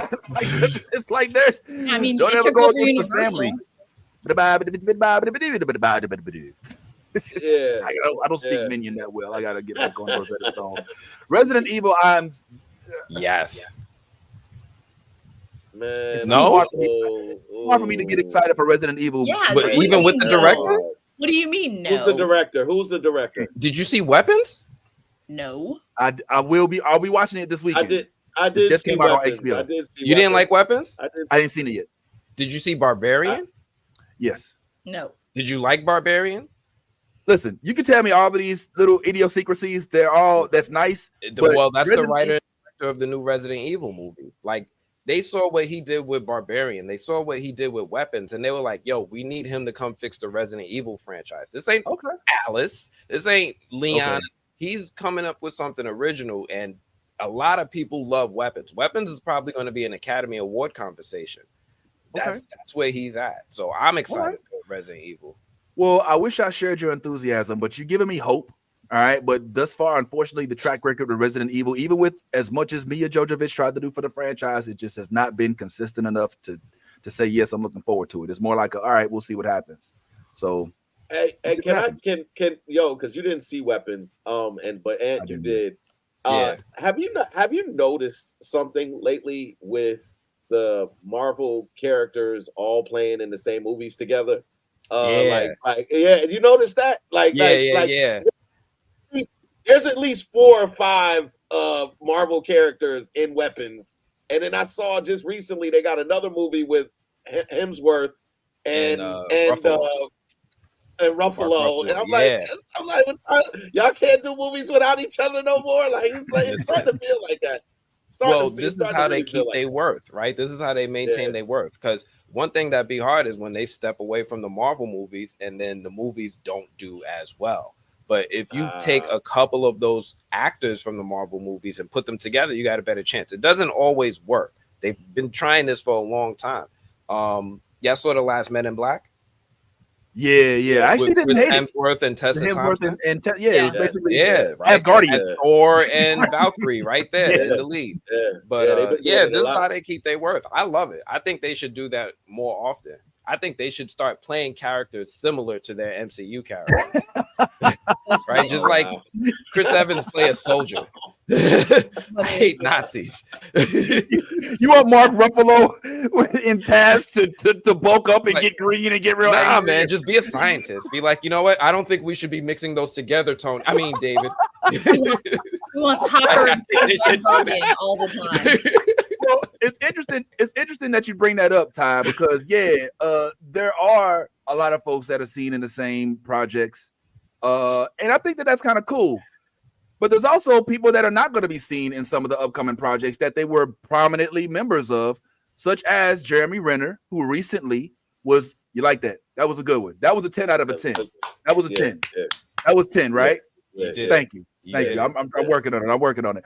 But with Jeremy Renner, right now, I'm a little nervous about playing the audio because I think it might be copywritten. All right.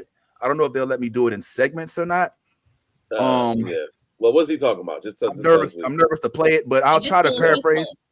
Yeah, just I'll paraphrase. try to paraphrase what he says. Essentially, Charlemagne asks him if it's true that he's not going to be joining the Hawkeye cast for the upcoming production because they offered him half the money, and he said, yes, essentially. He also asked him, are you going to be in, Doomsday or Secret Wars? And he was like, no. He's like, no, I'm not going to be in any of that. And he was like, well, is that because of your injury? Is that because he's like, nah, it had nothing to do with the injury. He's like, they just offered me half to do the same thing in the second season. Now, when you hear it like said like that, you know what I'm saying? If I may, if y'all don't mind, when you hear it spoken on in the manner that I believe he did, which is kind of like a nah, man, they took this from me type of thing, then you automatically can side with him and say, well, that's unfair. Why should they offer you half the money for the same role? That doesn't make sense. However, this is all speculation that I'm about to say. I'm not saying this based on research or journalism or media or anything. I just have an inkling that the Hawkeye project was always meant to pass the torch to Kate Kate Bishop. Kate Bush. Okay. All right. Sorry, after watching Gen Z, that was funny as hell. I'm sorry. All right, my bad. Kate Bishop, right?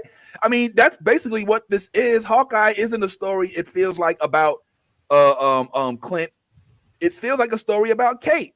Am I wrong? And the purpose of having this story is to pass that baton to Kate Bishop so that she can be one of the leaders of this upcoming one of the Avengers movies. I just did not see Hawkeye is in the same boat as Black Widow, where it's like you're not really needed to be in these movies. It's great to have you, but you're not a vital member of the staff at this point. As a matter of fact, we've already replaced you.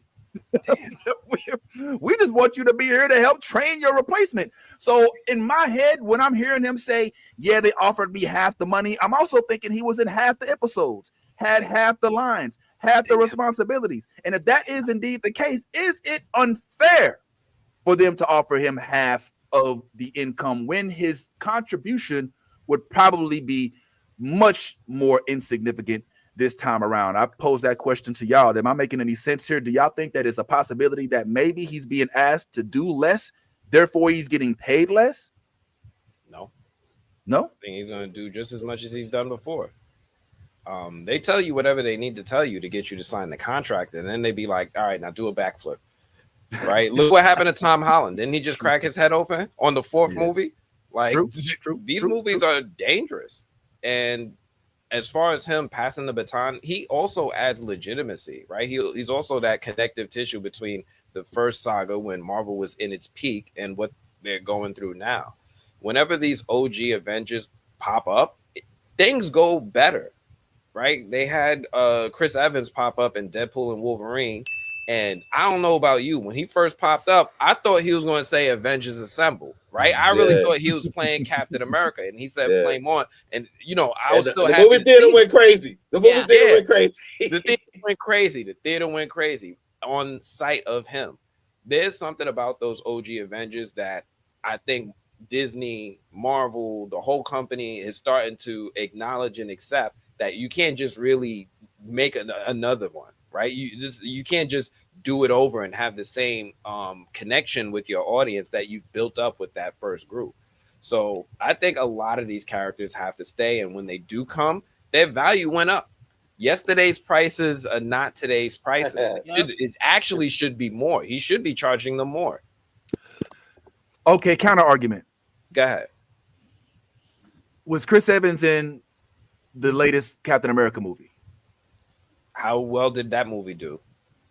I mean, for one of the first black-led movies, I think it did fairly well. But it did beat the for first the numbers. It franchise. did beat the first For the franchise. Captain America numbers. And like also, people have a connection with the character of Steve Rogers. I didn't care about Captain America until the movies came out. Like he wasn't even a character that 100%. was on my radar. But once the movies came out, I really started to like Steve Rogers. I started to learn more about Steve Rogers. There was a lot about him that I connected with.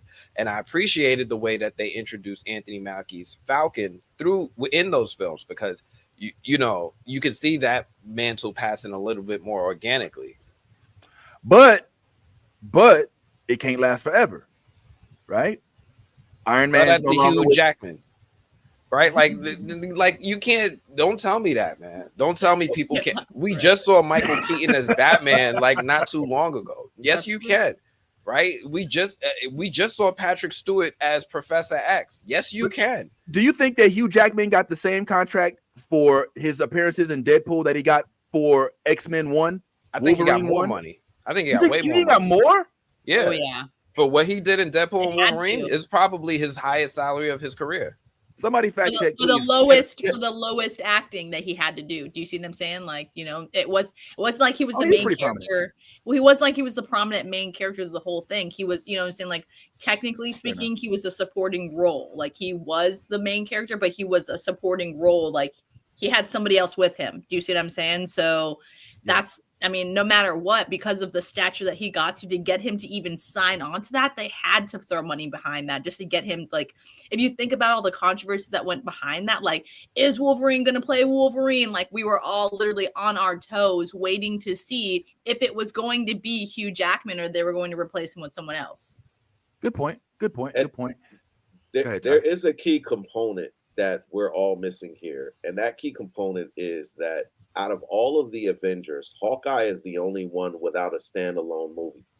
I mean, you have the Hulk, who there's speculation that he's about to get his own standalone movie, but I don't know if that's true or not. We'll see if that comes. But in terms of his meaning to the team and to Marvel, everybody else had their standalone, and also anybody who's no longer with the Avengers also had a send-off.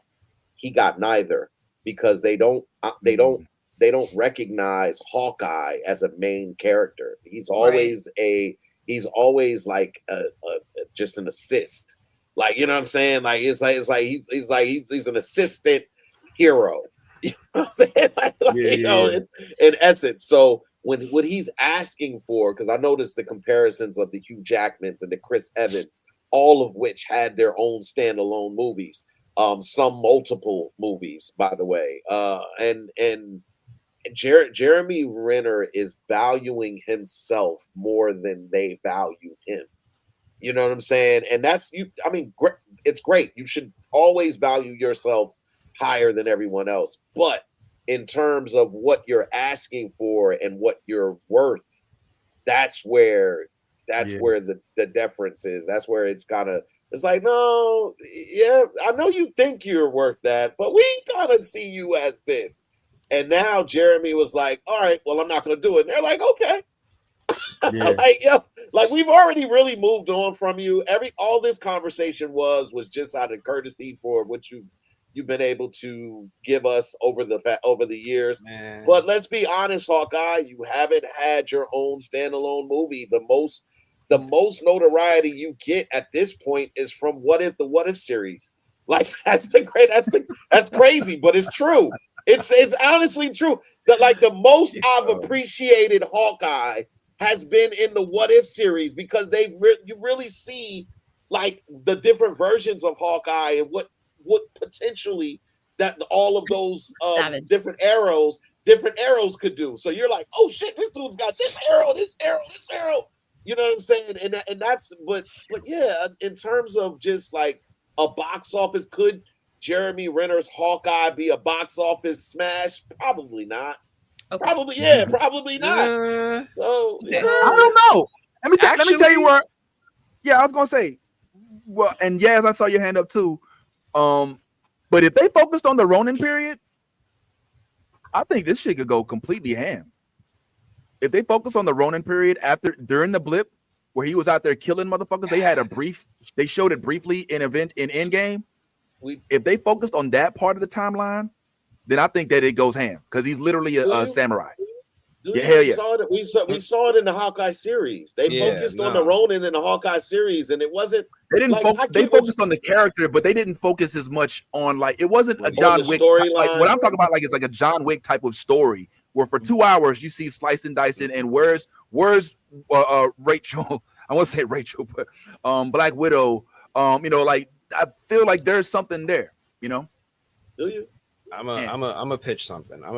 First off, Jeremy Renner is the only one besides Robert Downey that was ever nominated for an Academy Award on the cast. So he does deserve, I think, more than the average member of the Mayor cast. of Kingstown. Mayor of Kingstown. No, before that.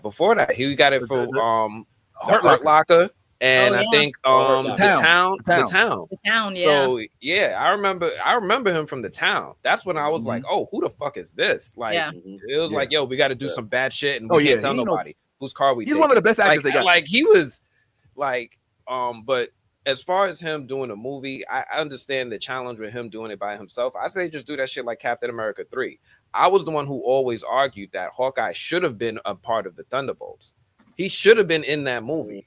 He would have been a perfect Thunderbolt. And would help have bridged the team together with the previous Avengers. Way better than the Captain America dude. But since we didn't get that, I still think that Marvel has an opportunity to introduce him in an ensemble-like film, even if it's under his name. Like Captain America 3 was like an Avengers movie in disguise. Give him Avengers West Coast. Bring out White Vision. Bring back War Machine because they benched his ass for the past whatever years. Good idea. And do it like that. You could absolutely bring in a lot of money with a Hawkeye movie if they write it properly. And I also want to... Oh, go ahead. Yes. I was going to say, you guys also have to remember, too, the type of character that Hawkeye was written at. You see what I'm saying? He's not supposed to be a, up in front character like Iron Man, like Captain America, like Thor. Do you see what I'm saying? He wasn't made for that. He was I'm not trying to throw shade on Scarlett Johansson or anything like that, but he was like a Black Widow. You see what I'm saying? Only if they needed a tactical type person, you see what I'm saying, with certain skills, that's why they used them. Do you see what I mean? And it wasn't to throw shade. It was just because of what they could do. They didn't have superpowers. You know what I'm saying? So it wasn't like they were technically on the team because of their skills. You see what I'm saying? So I think the reason why Jeremy Renner in general decided that he wasn't going to come on because of the fee is exactly why, what you're saying, he's into you have to think about it right now. He's into more serious kind of roles. You see what I'm saying? Mayor of Kingstown, that show has been hitting every season and he gets more and more grittier every single season with that show. So you want him to dial that down, go back to being Hawkeye, I'm just a cool dad, you know what I'm saying, that can shoot an arrow across, you know what I'm saying, hundreds of miles of meters and kill people, and I have trick arrows that's what you guys have to think of, mindset wise. As an actor, he is done with this era. He's not trying to continue something that he's already passed the mantle on. He's hey, I passed it to Haley. You guys didn't give me what you wanted. You know what I'm saying? We had plenty of opportunity to have movies, but we had one show. It was towards the end to pass the mantle. That's all it was. Do you see what I'm saying? So he understands that this character, this is where he sits at with the Marvel Cinematic, with the growing, you know what I'm saying? He's one of the side characters. It's not, they killed off Black Widow. How do we get, what are we supposed to do with her best friend? Do you see what I'm saying? So this is why, with everything that happened with the fall of just what happened with Tang and everything, they had to pivot. And unfortunately, Jeremy Renner was on that, probably well, he's not our strongest, you know what I'm saying? But Kate can be something new. Do you see what I'm saying? She can bring hope, and you know what I'm saying? She could be a different kind of Avenger that we need right now. You see what I'm saying? So that's probably why they passed the mantle, because one, he's not into playing this role anymore. And two, you see what I'm saying? They can afford him. He's, like you said, he's an Academy Award winner. You think he wants to keep playing these little roles that he's not making money at when he can be getting more awards, playing these more serious roles that he wants to play? Yes, I do. I do think that he wants it, and I think that the only reason why he did not take this role is because he was paid. They offered him less. I wish I could play the audio without fear of it canceling the show. Yeah. But essentially, what he basically was like, look, yeah, they offered me less, so I was like, no. You know what I'm saying? It wasn't like, well, you know, I'm kind of done with that. He's just like, no, I did the same thing, and then they wanted to give me the same project and pay me half as much. Fuck you. You know what I'm saying? And if they want to take me out of all the other projects, then hey, I'm just fine. You know, I also think that some of the consideration may have had to do with his ability to recover from the accident that he had. You know what I'm saying? Because I mean, for a small period of time, we didn't know whether or not he was even going to come back. That's true. And that's another thing that we don't account for is the fact that you have to realize what Hawkeye's character is. It's a lot of movement. It's a lot of stunts. Yeah. And maybe Marvel is also like, look, that's a risk we're taking. That's a liability we're taking. We already know this man was just in a very horrific accident. You know, we can't put him in some of the situations that we put him in before. But yeah, to your point, Yaz, like even with Black Widow, they gave her a send-off. And they tried to pull the same thing with her. But she had lawyers ready. Like, hold up, nah, y'all agree with this. Give me my money. And they was like, yeah, we'll give you your money, but you'll never do any more movies with us. She was like, give me my money. I don't care nothing about no more movies. Like, just give me my money. So so I get where his stance is. Like you know, like you're able to pay Robert Downey Jr. the amount of money that you were able to pay him to bring him back. You know, to bring him back.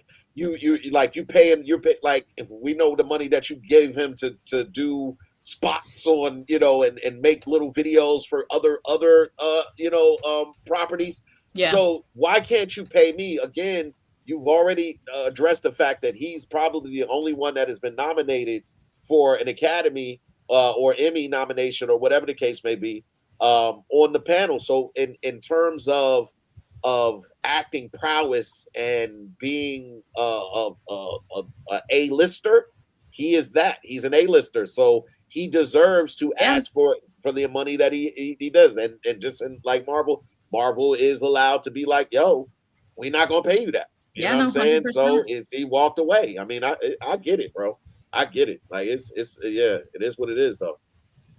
Yeah, but I mean, such good points on this panel that were brought up that I hadn't even considered before. Yes, Ant brought up the fact that this is like one of Marvel's only Academy Award winning, like one of the few, you know what I'm saying? So that is a big deal as well. And let's keep it real. Like, yo, one thing we never complain about is whether or not Clint Barton, aka Jeremy Renner, was acting his ass off. Like even as the role of Hawkeye, we was like, yo, he boring as fuck, but Jeremy Renner played the hell out that role. You know what I'm saying? Yeah.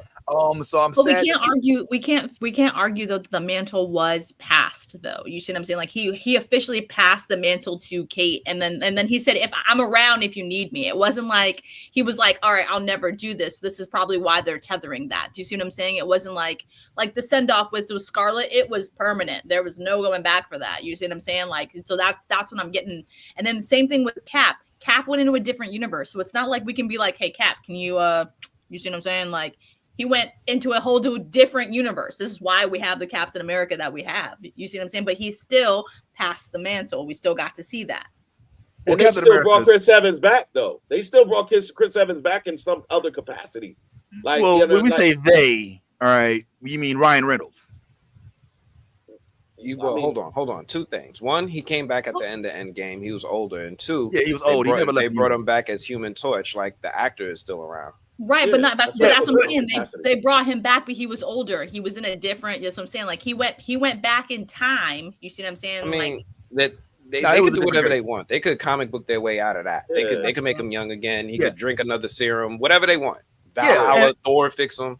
And I'm positive Chris Evans didn't get the same amount of money he got to do Captain America 1 to do that cameo in Deadpool. So my question again, and we won't get it answered because we don't know. But I would want to ask the person that told Jeremy Renner, this is what you are going to get paid. I would say, what's the workload? Are you asking them to do the exact same amount of lines, the same? Because in these worlds, you don't always get paid. Well, he also said it in that interview. He said they asked him to do the same amount of work for half the money. Yeah. I mean, I wish I could play it, but I think what he's basically saying, they asked me to do the another series No, different like amount of he money. got to get back into Hawkeye shape, which is work, right? Yeah. Like that's the That other is thing they pay understandable. for, right? Like Robert Downey Jr.'s got to hit the gym. Yep. Like when you take on these superhero roles, that's like a 6 months to a year of prep of your I would life, argue- of your I would argue diet. that I argue that we don't know that. I argue that we already have another Hawkeye and that he's basically Yoda, all right, and doesn't necessarily have to jump off any buildings or be in shape.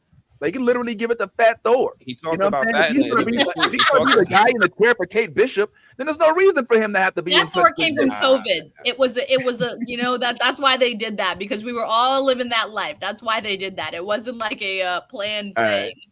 Well, listen, guys. And the difference between a Fat Thor and a Clint Barton is like you're a god. You have superpowers regardless of your weight. Clint Barton literally needs to be in shape to do what Hawkeye does. Like you can't be. He does parkour for a living. He's not Mr. Sakamoto. Like it's not Sakamoto days. You know, it's not Sakamoto days. He can't move around no matter what his weight is. Yeah.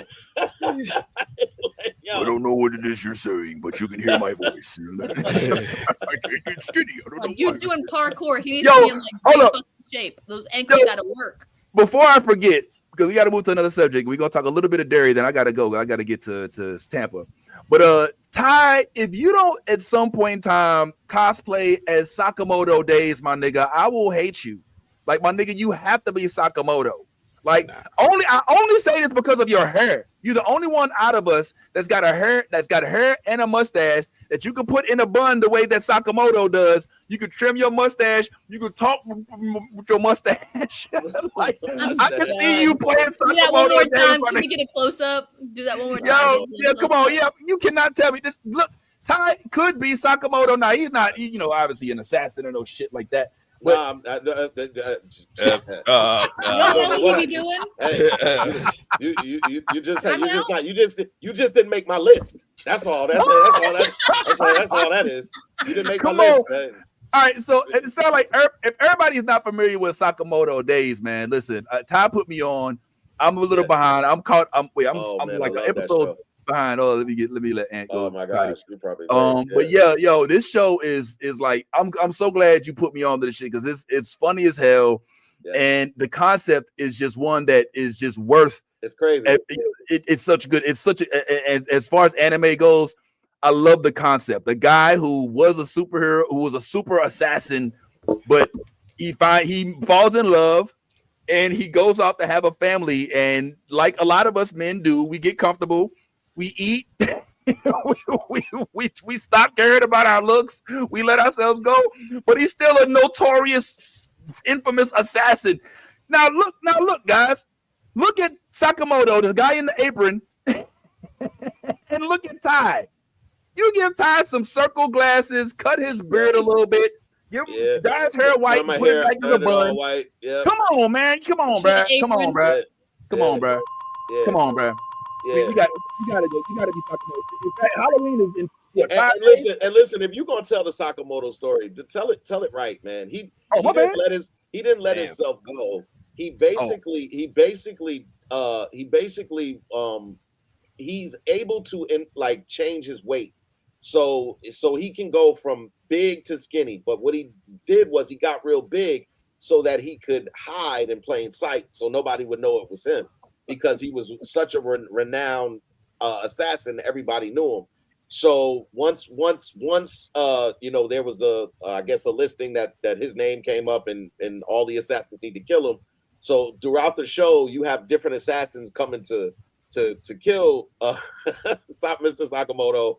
And instead of killing him, he recruits all the assassins that come to kill him. So now, he's formed a team of all the people that tried to kill him. And now it's just funny because every time somebody comes to kill him, he does something and they're like, "Thank you." And he's like, he'll be like, "All right, come eat with the family." And they're like, "Why are you being so nice to me?" Yeah. And look, they'll be like, "I owe you my life."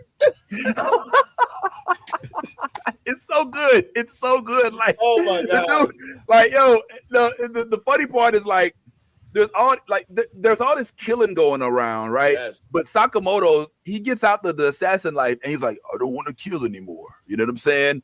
But like all these dudes are constantly trying to kill him, and then but he's so good, he prevents them from killing him, and then by the time he's done with them, he be like, what are you doing later today? You know what I'm saying?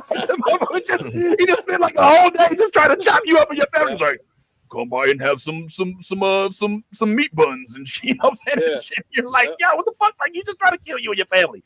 So but anyway, moral of the story is Sakamoto days is Ty. Like Ty, I'm gonna start calling them Ty Sakamoto. Is what coming up next. Hold on, I'm getting a call from this must be important. What's up, Kate? What's up, babe? It's 120 What's 120? for corn. Okay, go ahead, pay for it. I have to pay now. Okay, pay for it. No, Dad. You- Can you send it to me, please? I got it. I'll just pay for it. I'll reimburse you immediately. Just don't wait, because. All right. I didn't know. I didn't know it was gonna be a money. I wouldn't have answered the call. So being a dad is a 24-hour job, man. It's 24 hours. Bank every account day, don't close. 365. Yeah. That's All right. So a couple real quick rapid fire topics, man, on the way out, because I got to get up out of here. But I do got a little bit of time because she's dropping off my dog. Welcome to Derry did finally come to. Well, excuse me, it didn't come. It's coming out tomorrow. I, for some reason, I cannot nail down. I thought that it came out on the 22nd. I had our thing set to go live on the 22nd, and then Kira called me. She's like, "Oh, it ain't come out." I was like, "I thought it came out on the 22nd," so I had to kill that. So it's gonna come out tomorrow. Our pre-recorded session that we had immediately after watching the first episode of it, and now Ty has seen it. It's too early, right? And we can't the embargo. It's too early to talk about what happens in the episode. Okay, so we're not going to talk about it right now. Go ahead, Ant. Yeah, in the interviews, I was listening to them. I'm like, damn, these dudes spoil everything. They talk about everything. But on that topic, to kind of bridge what you was just talking about, I got another suggestion for Ty. Ty could be Pennywise for Halloween. Whoa! And I think that would be so on the money. Just the hair pointed out, do the triangle with a little bit of gel and walk around with a balloon and terrify the hell out of little children. I don't know how I would do my hair. My hair is long as shit. So trying to like pin that thing up, like that guy, I don't know how that would work. But yeah, I mean these are all great suggestions that cost a good penny. Pennywise? Yeah, Pennywise. All of these costumes and all this preparation is yeah. I've done some preparation. Actually, I don't even know if it'll be that expensive. We talking just some white paint. No, some white paint. You got to buy orange costume. Buy the costume. Get the orange high. Yeah, all of that. All Pennywise. You know. Send me the hack. I saw a skit where basically Pennywise was frolicking through the streets of New York and nobody cared. They were just like, excuse me, I'm trying to get on the train, please.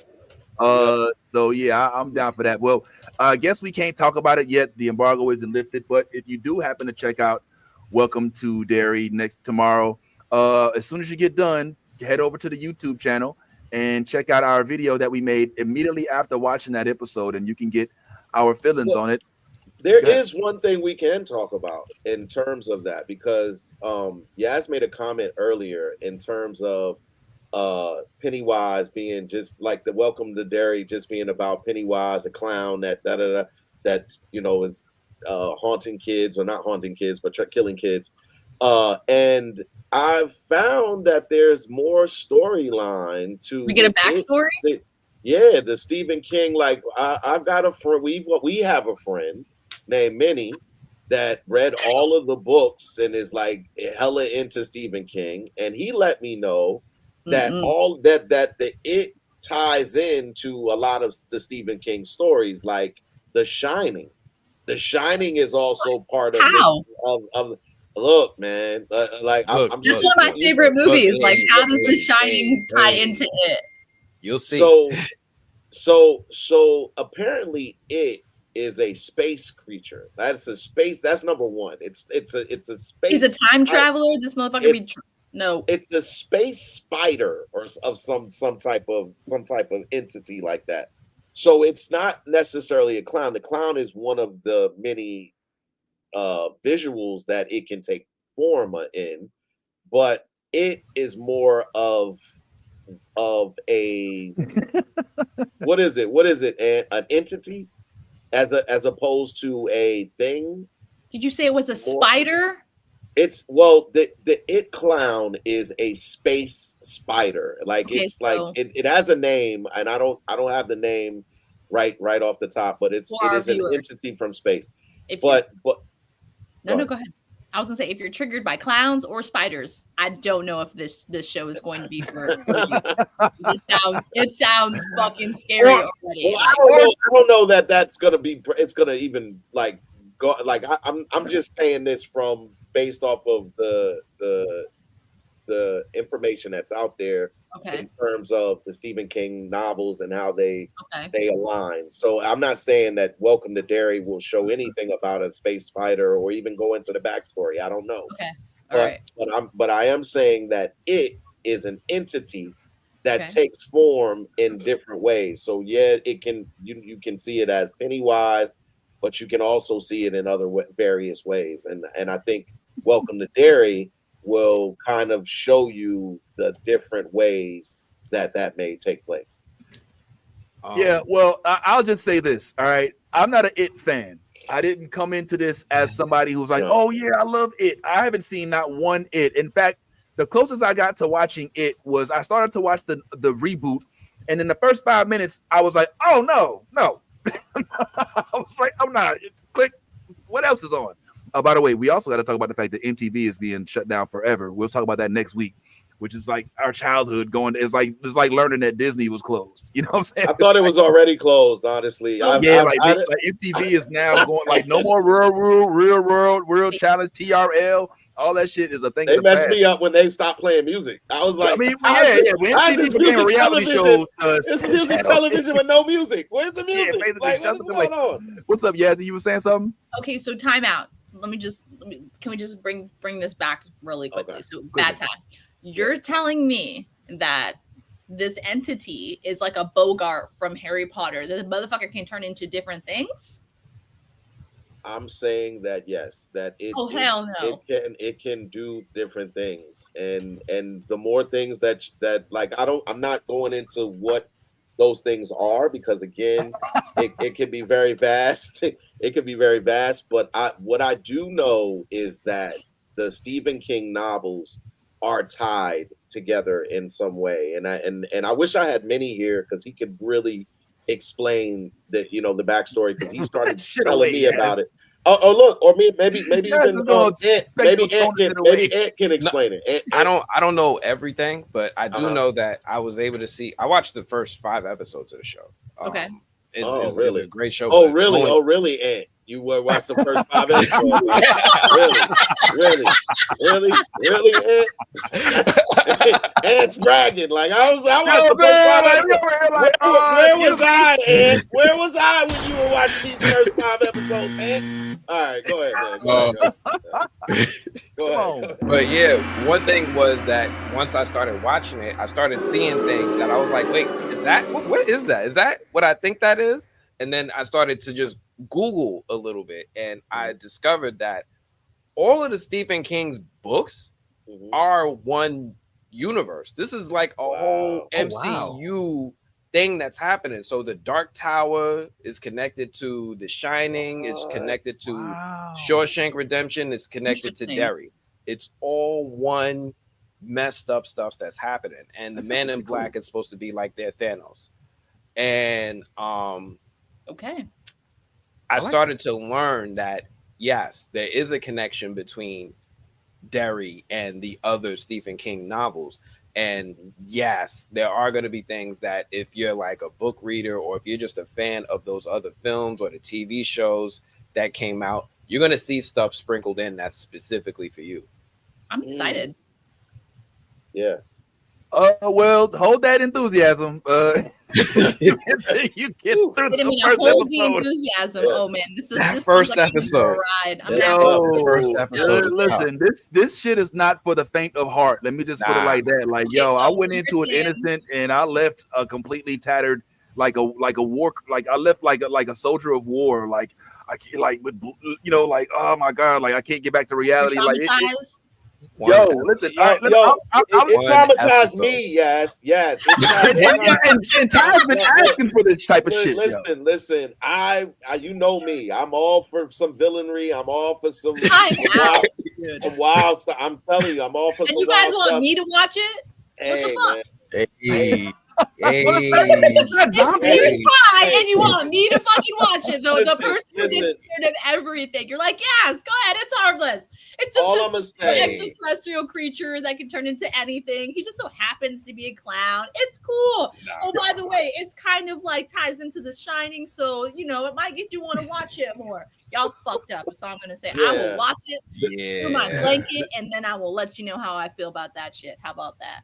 All I'm gonna say, Yaz, is you gotta see it to believe it. Fuck. Yeah. That's not good. That's Gotta not see it. good. And all I That's- can say is there's no zombies, so you can't talk shit. But Nah, maybe there nah, may be no some zombies. things worse than zombies in the world. Is all I'm saying. Let me go ahead. So here you go, Harmony. Here you go, Harmony. The times were hard on young Pennywise the clown.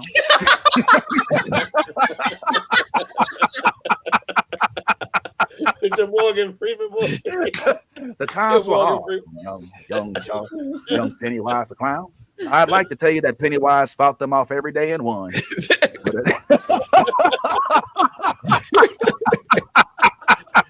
Yo.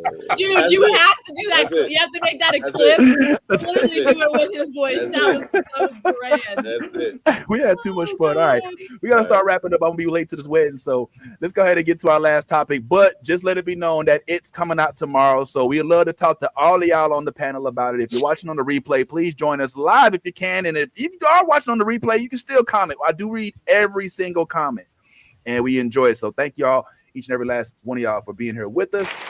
But we got to get down to our last topic for the day, and that is about none other than Gen V. We started off talking about it. I didn't want to spoil it at the beginning just in case anybody had seen it and did want to see it. We don't want to ruin it for you, but at the same time, it is the finale. So we got to talk at least a little bit about it, even if we talk about it more in the future. And I know we all didn't get a chance to see this, so I don't think we all have an opinion.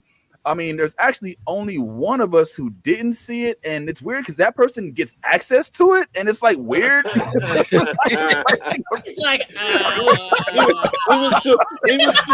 he was too busy watching the 5 episodes of Welcome to Derry.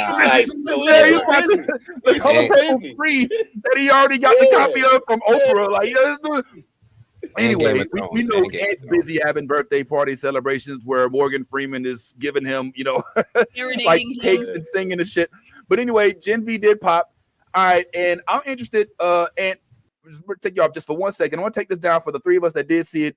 Your feelings on the finale. This is just the finale, not the whole season. Up or down, thumbs up or down. Taking this down in 3, 2, 1. Oh shit! Okay, look at this. oh shit. I honestly didn't know because it was a little convoluted. So we got about 10-15 more minutes to kind of chat on this. Ant, sorry, hope you don't mind spoilers, but we're gonna get into our spoiler portion of the show. And yeah, oops, my bad. You didn't see the Peacemaker thing. Let me delete that shit, man. That ain't supposed to be That's weird. Yaz's twin, by the way. Every time I watch I say the same thing. I say the same thing. I say it Literally. I'm like, oh my God, she looks like. I was like, yo, that is freaking Yaz. Take off the glasses. Undeniable.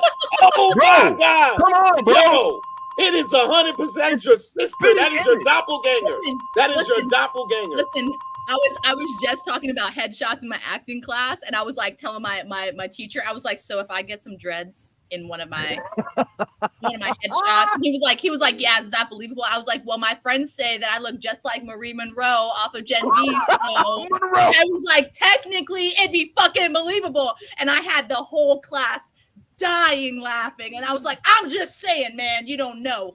I was like, color girls do things with their hair. I could be a whole different person. And he's like, Oh man, because my coach is white, so like he's a white gay man, so like it was great. He was dying. He's like, yes, we love you. Yo, but literally, like, just take just a couple seconds. All right, everybody in our panel. I mean, excuse me, that are viewing. Just 1 second. Just look at this shit, man.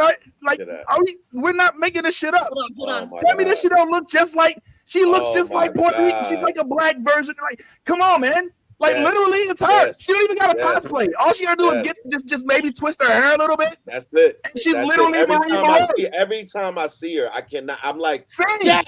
I'm like, yo, I'll be like, yes, why'd you do that to that girl? Like, my name is like so close to her name.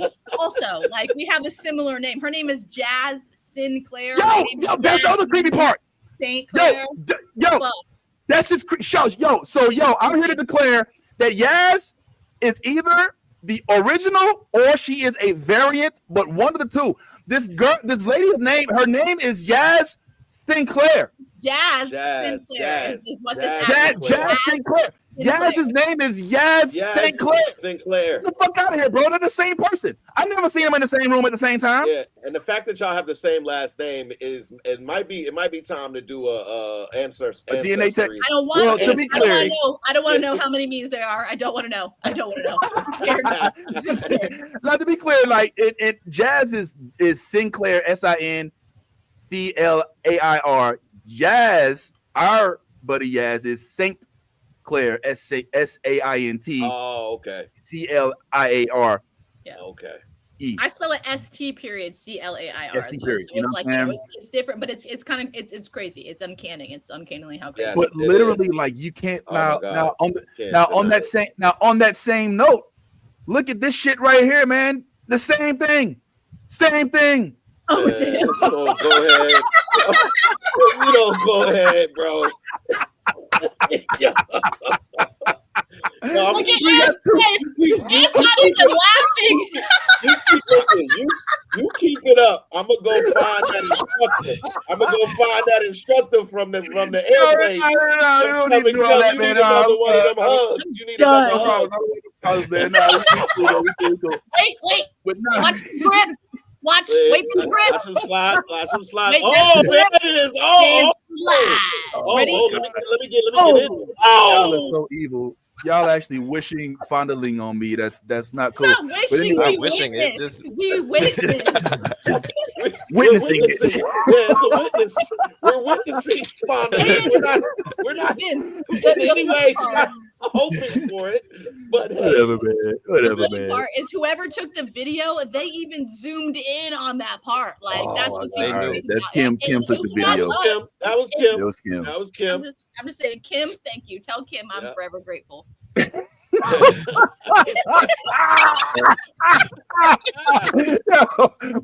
anyway, oh man, that's hilarious. Sorry.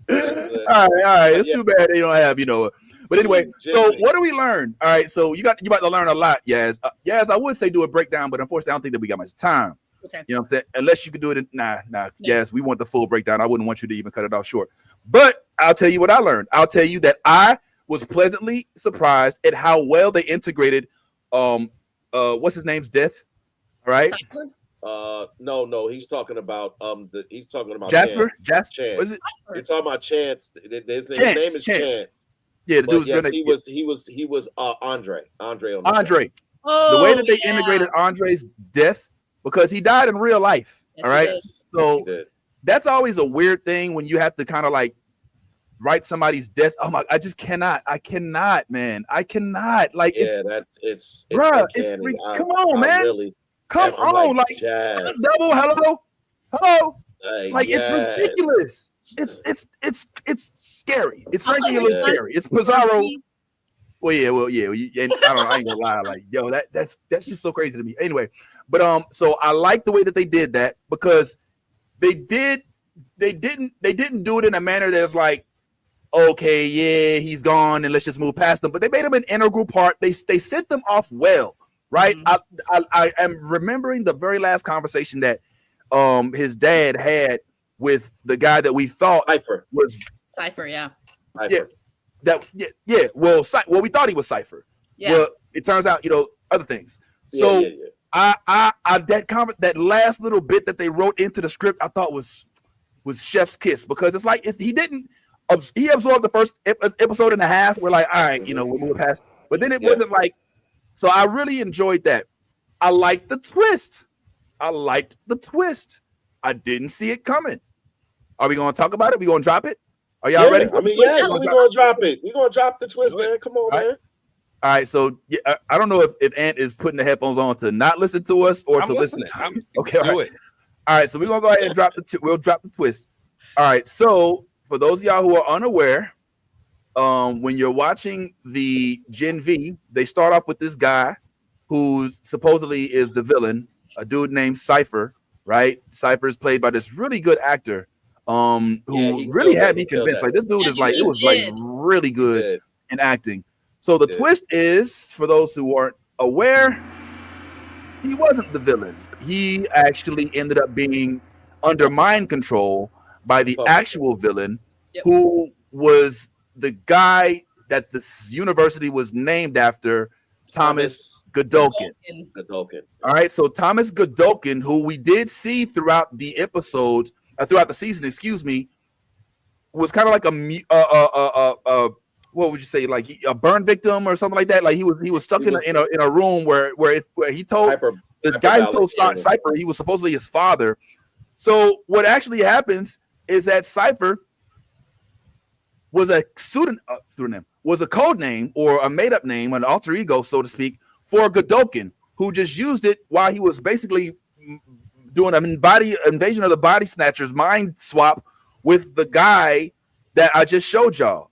So Thomas Godolkin, the actual guy whose name is on the university, dude whose statue is outside of the university, was the actual villain. And what he wanted to rid the world of weak soups. He thought that we should have, it's basically Hitler. Right? Yeah. It was Hitler wanted to create the super race of blonde-haired, blue-eyed Aryans and rid everybody else. And that's what this dude was doing. He's like, look, man, there's no room for weak soups. I want to rid the world of all of them and then create the super race of multi-soup. And one of the things he was really obsessed with was being able to take Homelander down, because evidently he created or helped create Homelander, but since he didn't have a kill switch, he doesn't know how to control him. He's at the mercy of Homelander. And one of the big objectives was to find a way to control him. Well, this project called Odessa. Ultimately, we learned that Odessa was basically a project where they created Marie Moreau. All right. Well, no, where they created Marie Moreau and Homelander. Yes. No. Homelander's the original juice that Cypher took. They had the same. That's why they don't age. That's what they were saying to us.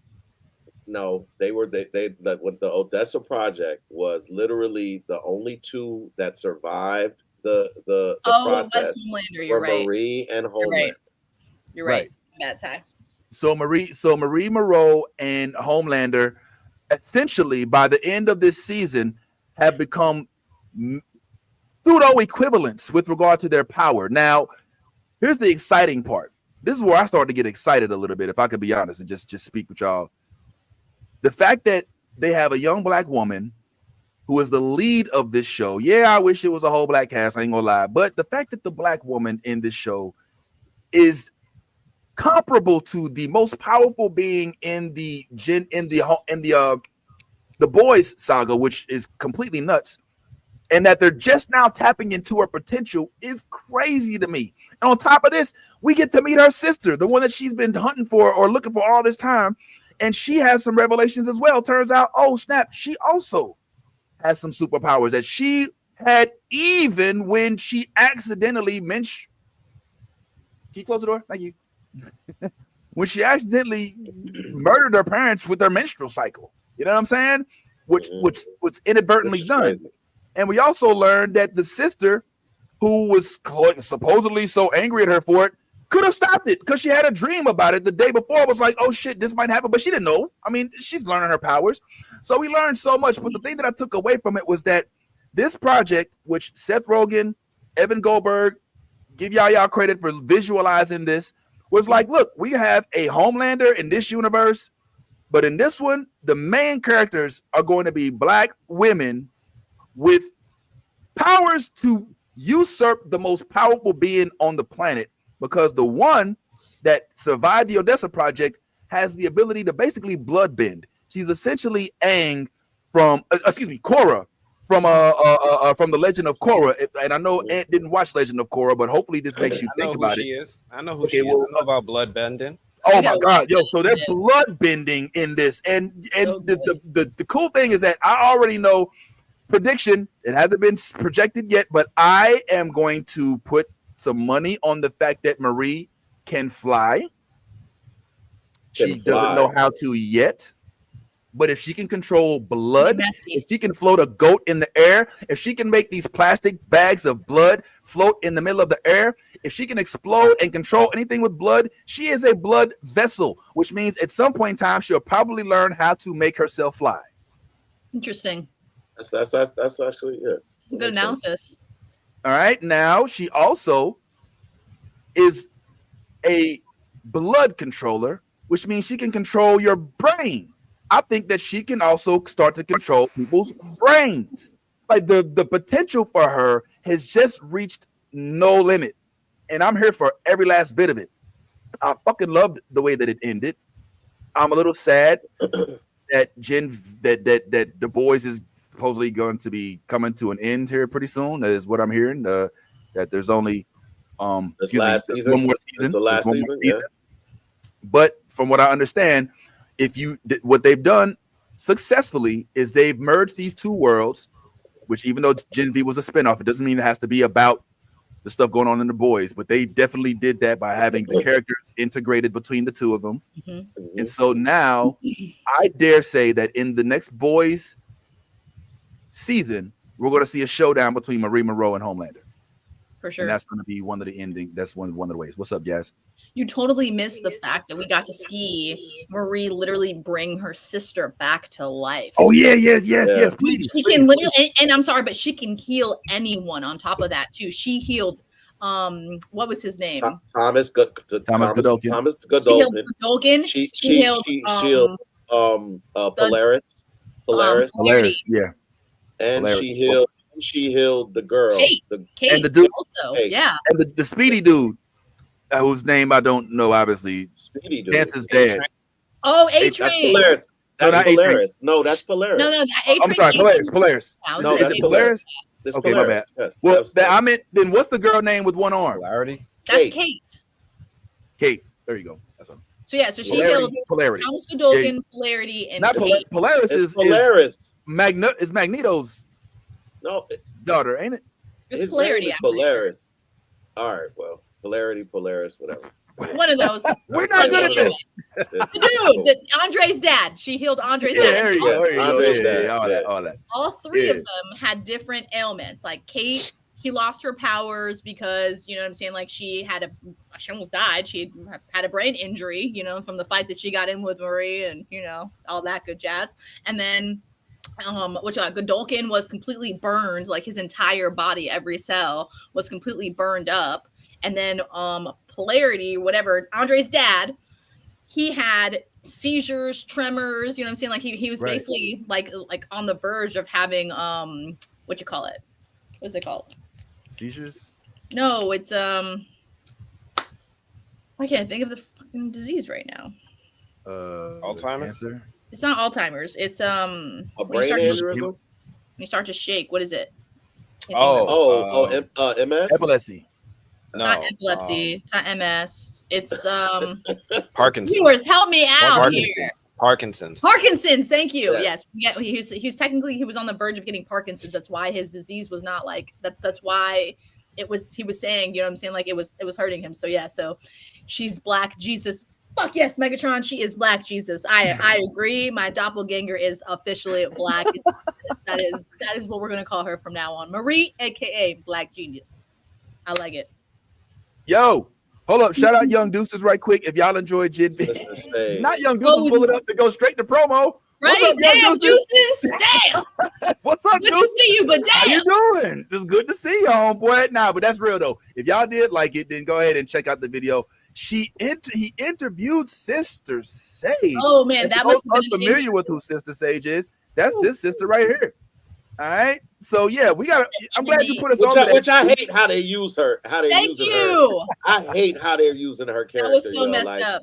she's the Good most morning, dude. brilliant Thanks for person. pulling She's up, the man. Always most good to see brilliant person in the world, but yet she keeps getting used by men, and I'm just like, oh, I don't like it. But I she don't lets like them it. use her until I don't she like gets it pissed though. off. It makes her look very like thirsty, and it's I'm, like I'm with you. I'm hate with you, with the exception of the fact that she puts herself in these positions. Thank you. And I happen to believe that she's too smart to not have a motive Yep. when going into these positions. Because if you notice, every time she gets used by one of these men, she leaves with more power than she came into it with. And she So leaves.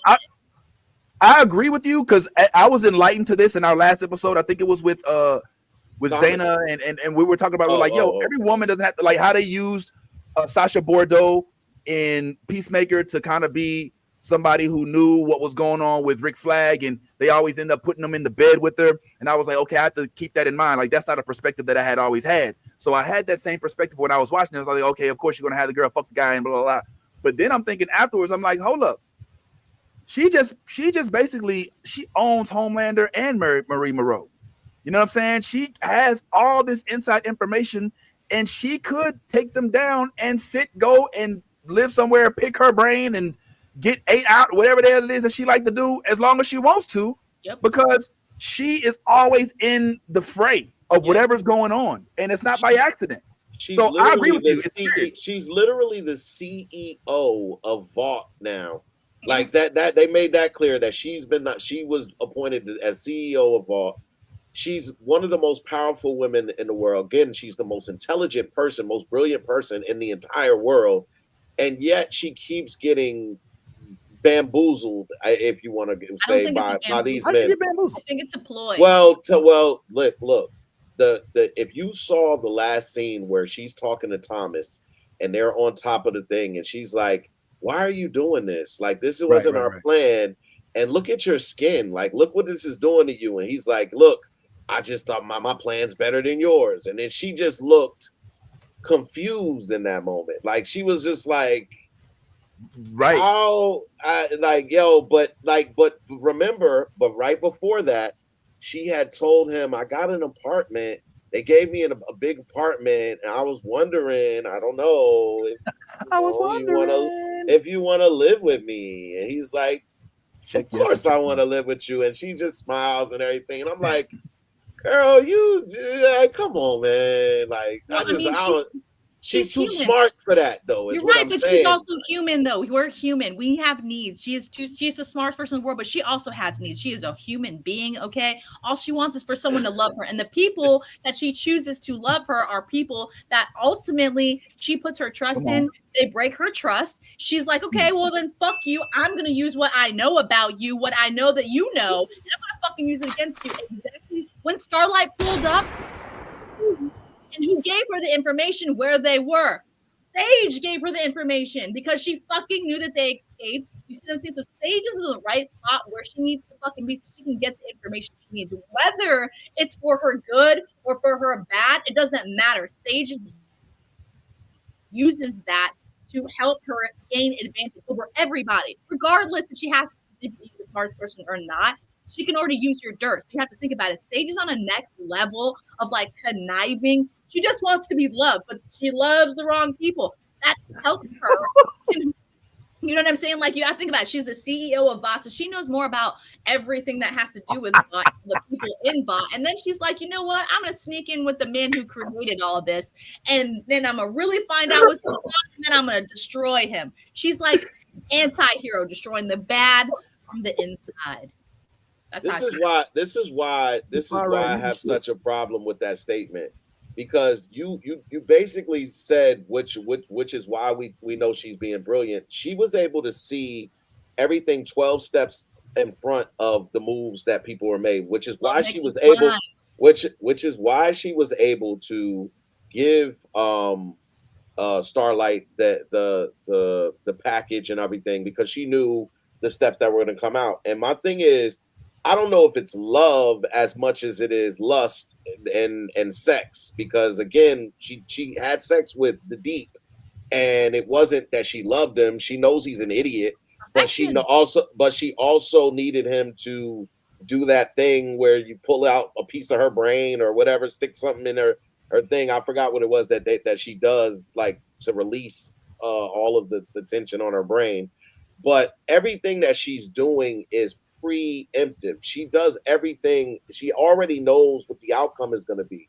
So when you have that level of knowledge, I like, it's for me, I'm just like, okay, so your level of expertise and your level of knowledge disappears as soon as you get some penis. Yes, that's Like, what I'm saying.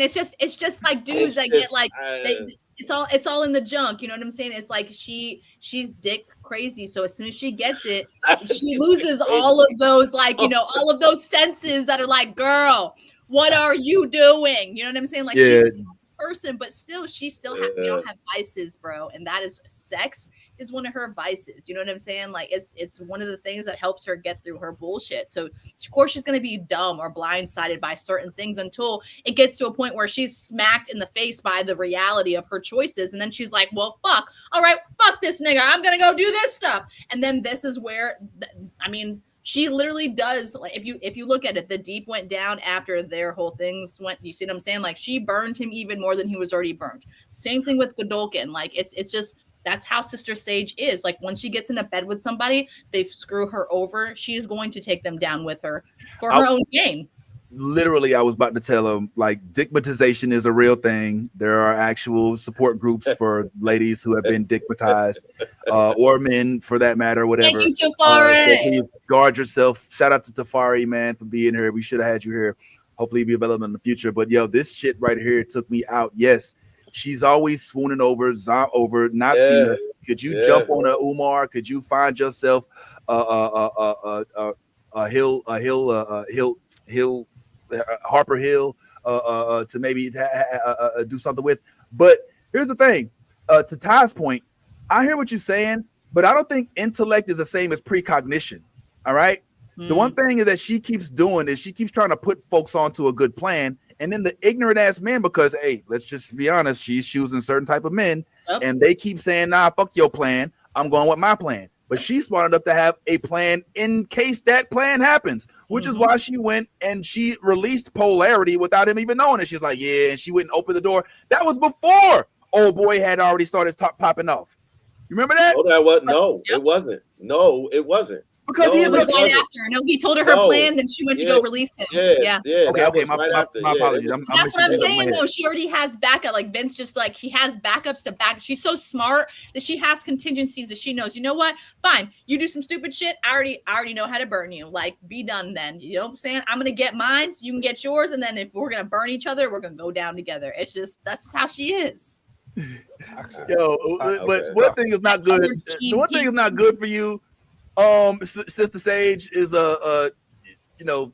dick shouldn't be a part of your thinking process because it's clogging your judgment. She's like the dog with the pink thing out. She can't help it. Okay, she's just trying to get it in whatever she can. She can't help it. Okay, she's just trying to find somewhere to go. Okay, leave her alone. Man, this is wild. This is wild. Oh man. Yo, we can't go forever because first of all, I gotta pee. I ain't gonna lie. So I'm gonna leave y'all to y'all own devices for a second. I'll be back, but I want to holler at y'all about the other characters too. I'll be right back. Oh shit, I ain't gonna make it. Speaking of the pink thing, Vince is going to release. Yeah, man. I hear what y'all are saying, man. I hear everybody in the comments. I hear what y'all are saying. It's just, I personally don't like how they've been using her character. I think, as if this were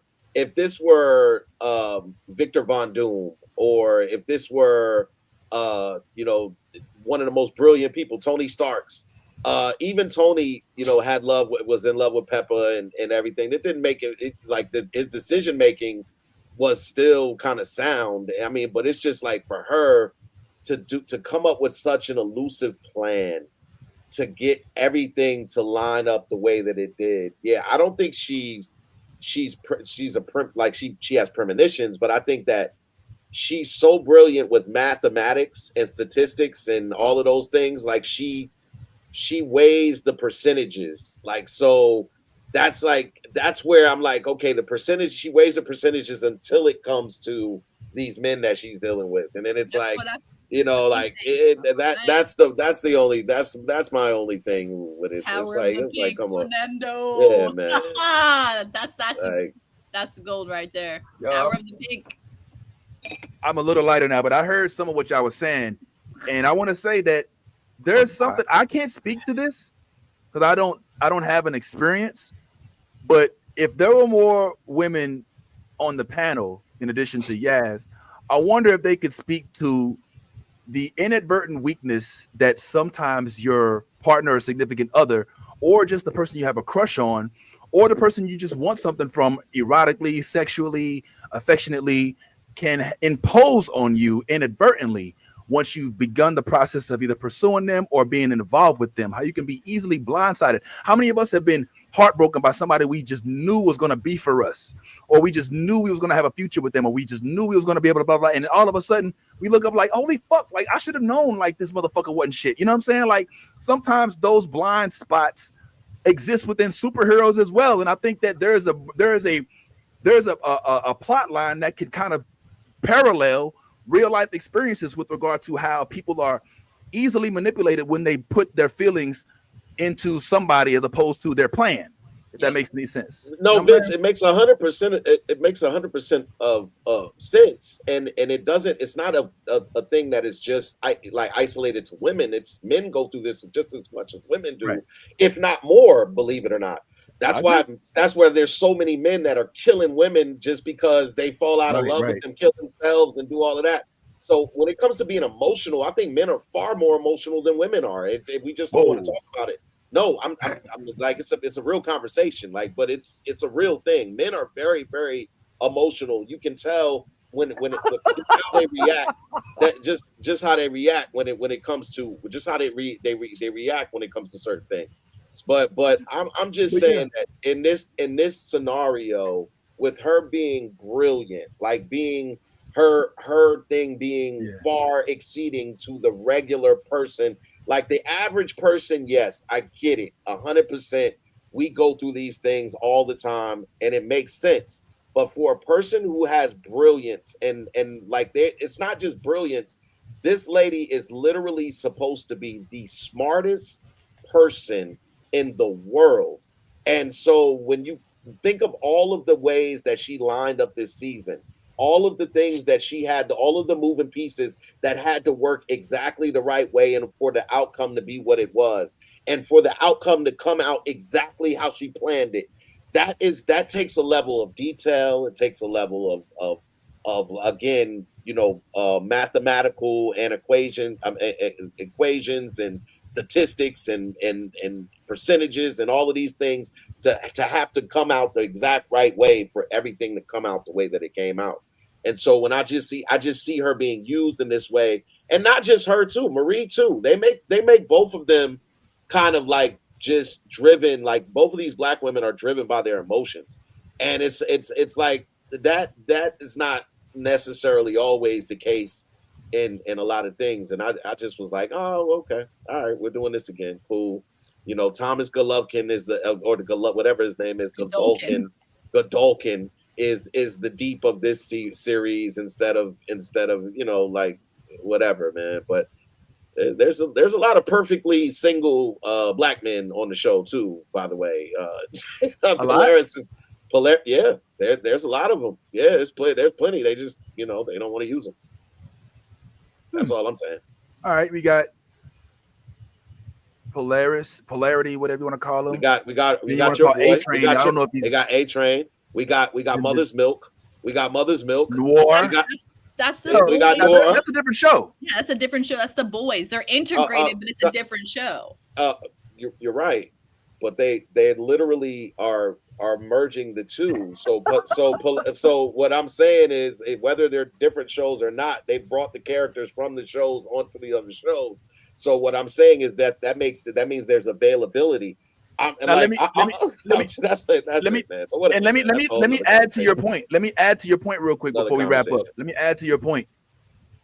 They didn't do this in the Boys. They did it in the reverse way, where Homelander is the one susceptible to affection. You know, where you come in with some breast milk, and all of a sudden, Oh my God, he'd be like, "Mommy." yeah. Yeah. So there's something credible to what you're saying here. Like in all these powerful heroes that we get, there seems to be this weakness of affection, or this weakness of the desire to be wanted, Yep. the desire to be desired, so to speak, is a commonality between all of these high-powered individuals. It just so happens that with the most intelligent black woman, you wouldn't expect her to fall susceptible to such debauchery. So I completely understand your point. But it does seem to be a common theme amongst the major characters. Now we could take aside A-Train, but you can even say the Deep, like he's having a whole relationship with an octopus. You know what I'm saying? Yes, Like he's fucking a yes, whole octopus. yes, So That's gross. I mean, so they all of them get ties, but but you have enlightened me to the point that like they don't necessarily. And who knows, maybe this is a character arc for Sister Sage. Maybe after fucking with these two racist white men, she'll finally realize, you know what, man, maybe I should go to Compton. You know what I'm saying? Maybe I should stop by, somewhere, on Jamaica Ave. I don't know where black people are in New York anymore. It used to be Brooklyn, but that's now where they serve lattes. What's up, Yaz? I was gonna say, what is going on with New York? Like, can we talk about how they made this dude, yeah, like just such a joke, and then he was fangirling. Like, can we he's like, I'm sorry, I'm just such a big fan, and I just had to talk to you and see and like talk to you and tell you how I felt. I was just like, can he shut the fuck up? Like, he's not supposed to talk. Let's go back to him not talking. Like, no, oh but my gosh. but that's the funny part is like, remember Noir died. Noir was killed. But that's what I'm saying. Like, I don't even get to see what this dude looks like, so I can't even. You know what I'm saying? Oh, like, so we saw we saw him. Yeah. He took it all. He took the mask off. I'm gonna have to go back. He's still a black man, right? Yeah, he's a black man. Because it's so funny because in the last season of the Boys, he's like, I don't know what my motivation is. Like, that's what I'm saying. Like, he's driving me am I nuts. supposed to be the noir? Like, but this is why I asked if like, he's a black man. This is why I asked, because he's literally like the insecurities, just like, you know what I'm saying, just how he was like fangirling, just like the whole conversation of him just like, oh my god, you guys don't it just, I was just like, why is he speaking? He should be not speaking. And then on Sister Stage was like, shut up, Noir. I was like, thank you, Jesus. Praise the Lord, someone gets it. Like, yeah. Doug deserves better. Yo, look, man, I hear you, Yaz, but I kind of, the Noir before was definitely frightening as hell. I think that it's interesting that they've made this dude into like the fact that he was breaking down like movie anthology, and it was like, well, they're gonna take, like, that shit was hilarious to me. So I don't know. Yeah, and I thought that was funny too, Antoine. Like, who says harmony is one of none? Yeah, she said it was some black. Nah, man, look, there's so much more to talk about. I ain't gonna lie to y'all, but I frankly just don't have. I gotta get to a wedding somewhere on the west coast of Florida. I'm in Florida now, unfortunately, and I can't stay as long as I'd like. So we're gonna have to start wrapping this thing up. But like I said, tomorrow, after the airing of Welcome to Derry, I want y'all to trot on over to the New Blurred Order channel, just like this.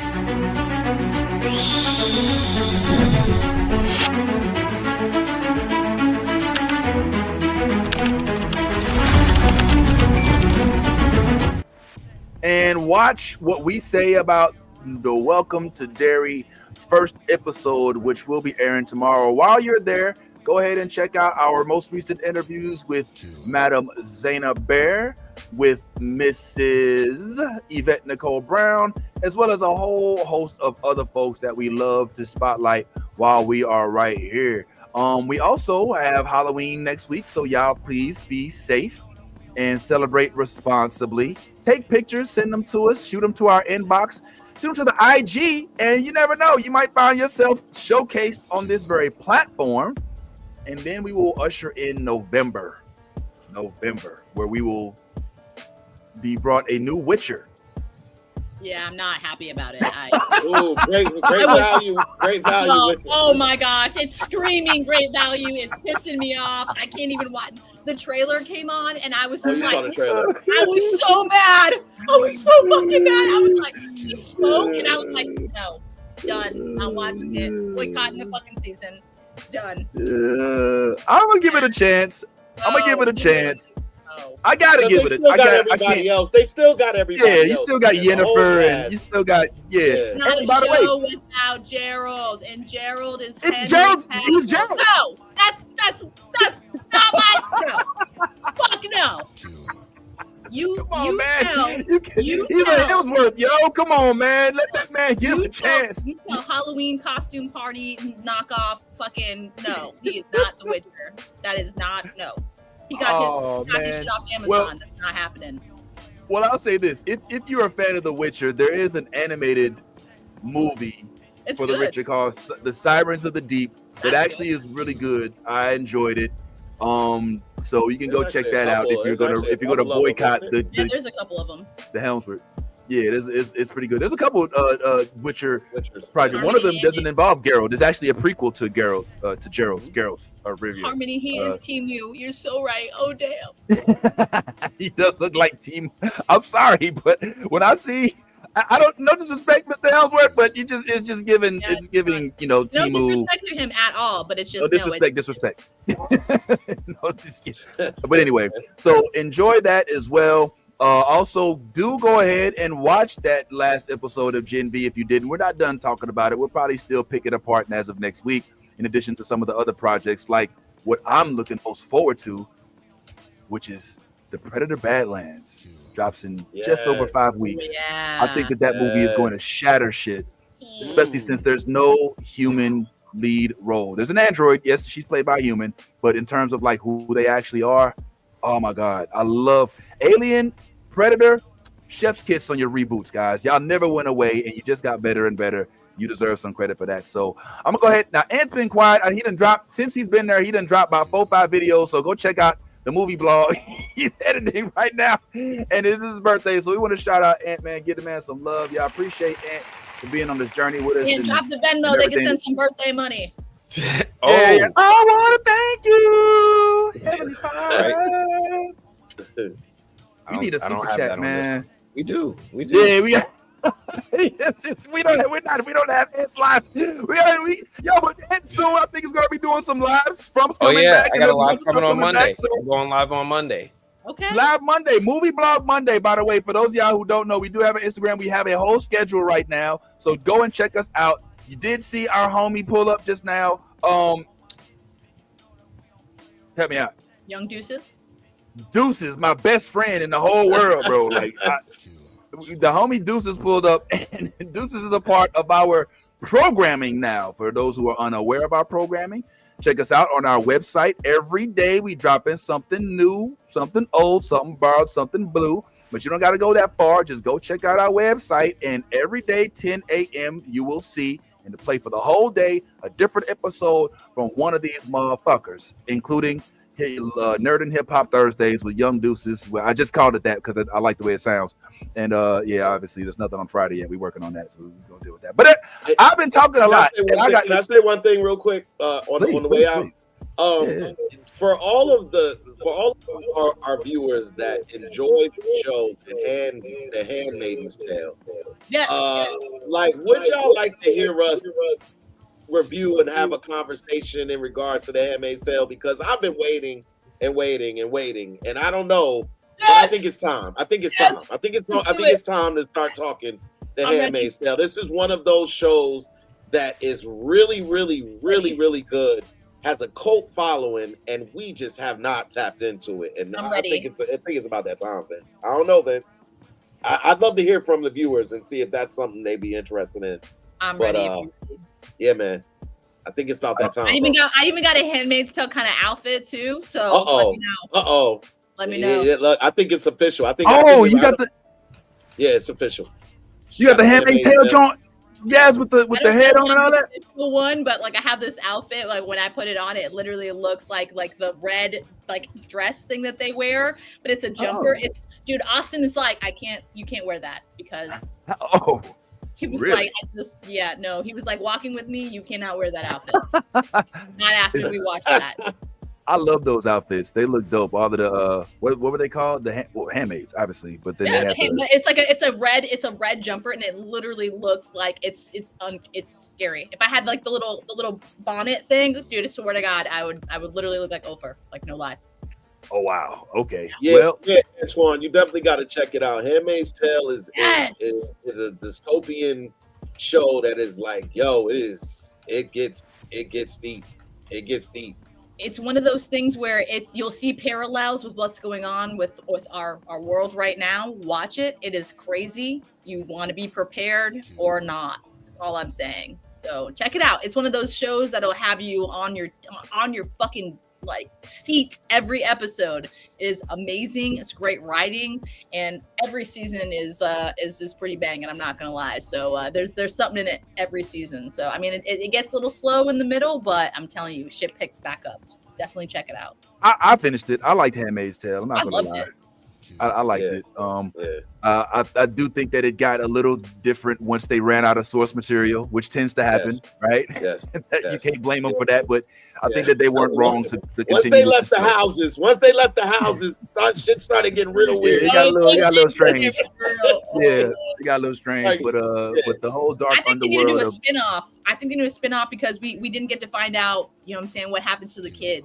Nah, it's no spin-off. I doubt a spin. Yeah, I was about to say like that was like. Now, I would be willing to see. I would be open to a time jump where we do get to learn about June's daughter.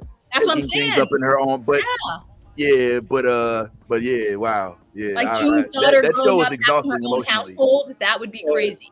You see what I'm saying? It definitely may need some therapy after watching it. Yeah, it is. Yes. It is a little bit of. It's a triggering show for sure. I will leave you all with this on the way out for those Tupac fans out there. If you remember how, because right now the Blue Jays are playing the Dodgers, which is Drake versus Kendrick. So just to kind of bring back that whole thing, this is when East Coast, West Coast rap was at its highest. Here's Tupac Shakur, hit him up, but in a better rendition. I'm your boy, the real Vince Taylor. For that. This ain't no copyright on this. This is AI. So you want, you know what I'm saying? But I'm gonna let this ride for a little bit on the way out. Thank you all, each and every last one of y'all. And as we always say, please be your authentic self. Because if you ain't being yourself, guess what? You being fake. It ain't no honor in that. And this week, this weekend, this Halloween, this World Series, this rest of the year, please be your authentic self. Oh, I said that already. Yeah, you got caught up in the music, bro. I already know how that is. I understand. I understand. We understand. Where my lighter at? Hey, man. So check us out, man. We on the newworldorder.com and on the YouTube. Please hit us up. Stay in touch. We love each and every last one of y'all as we sit here and vibe back and forth. All right, y'all.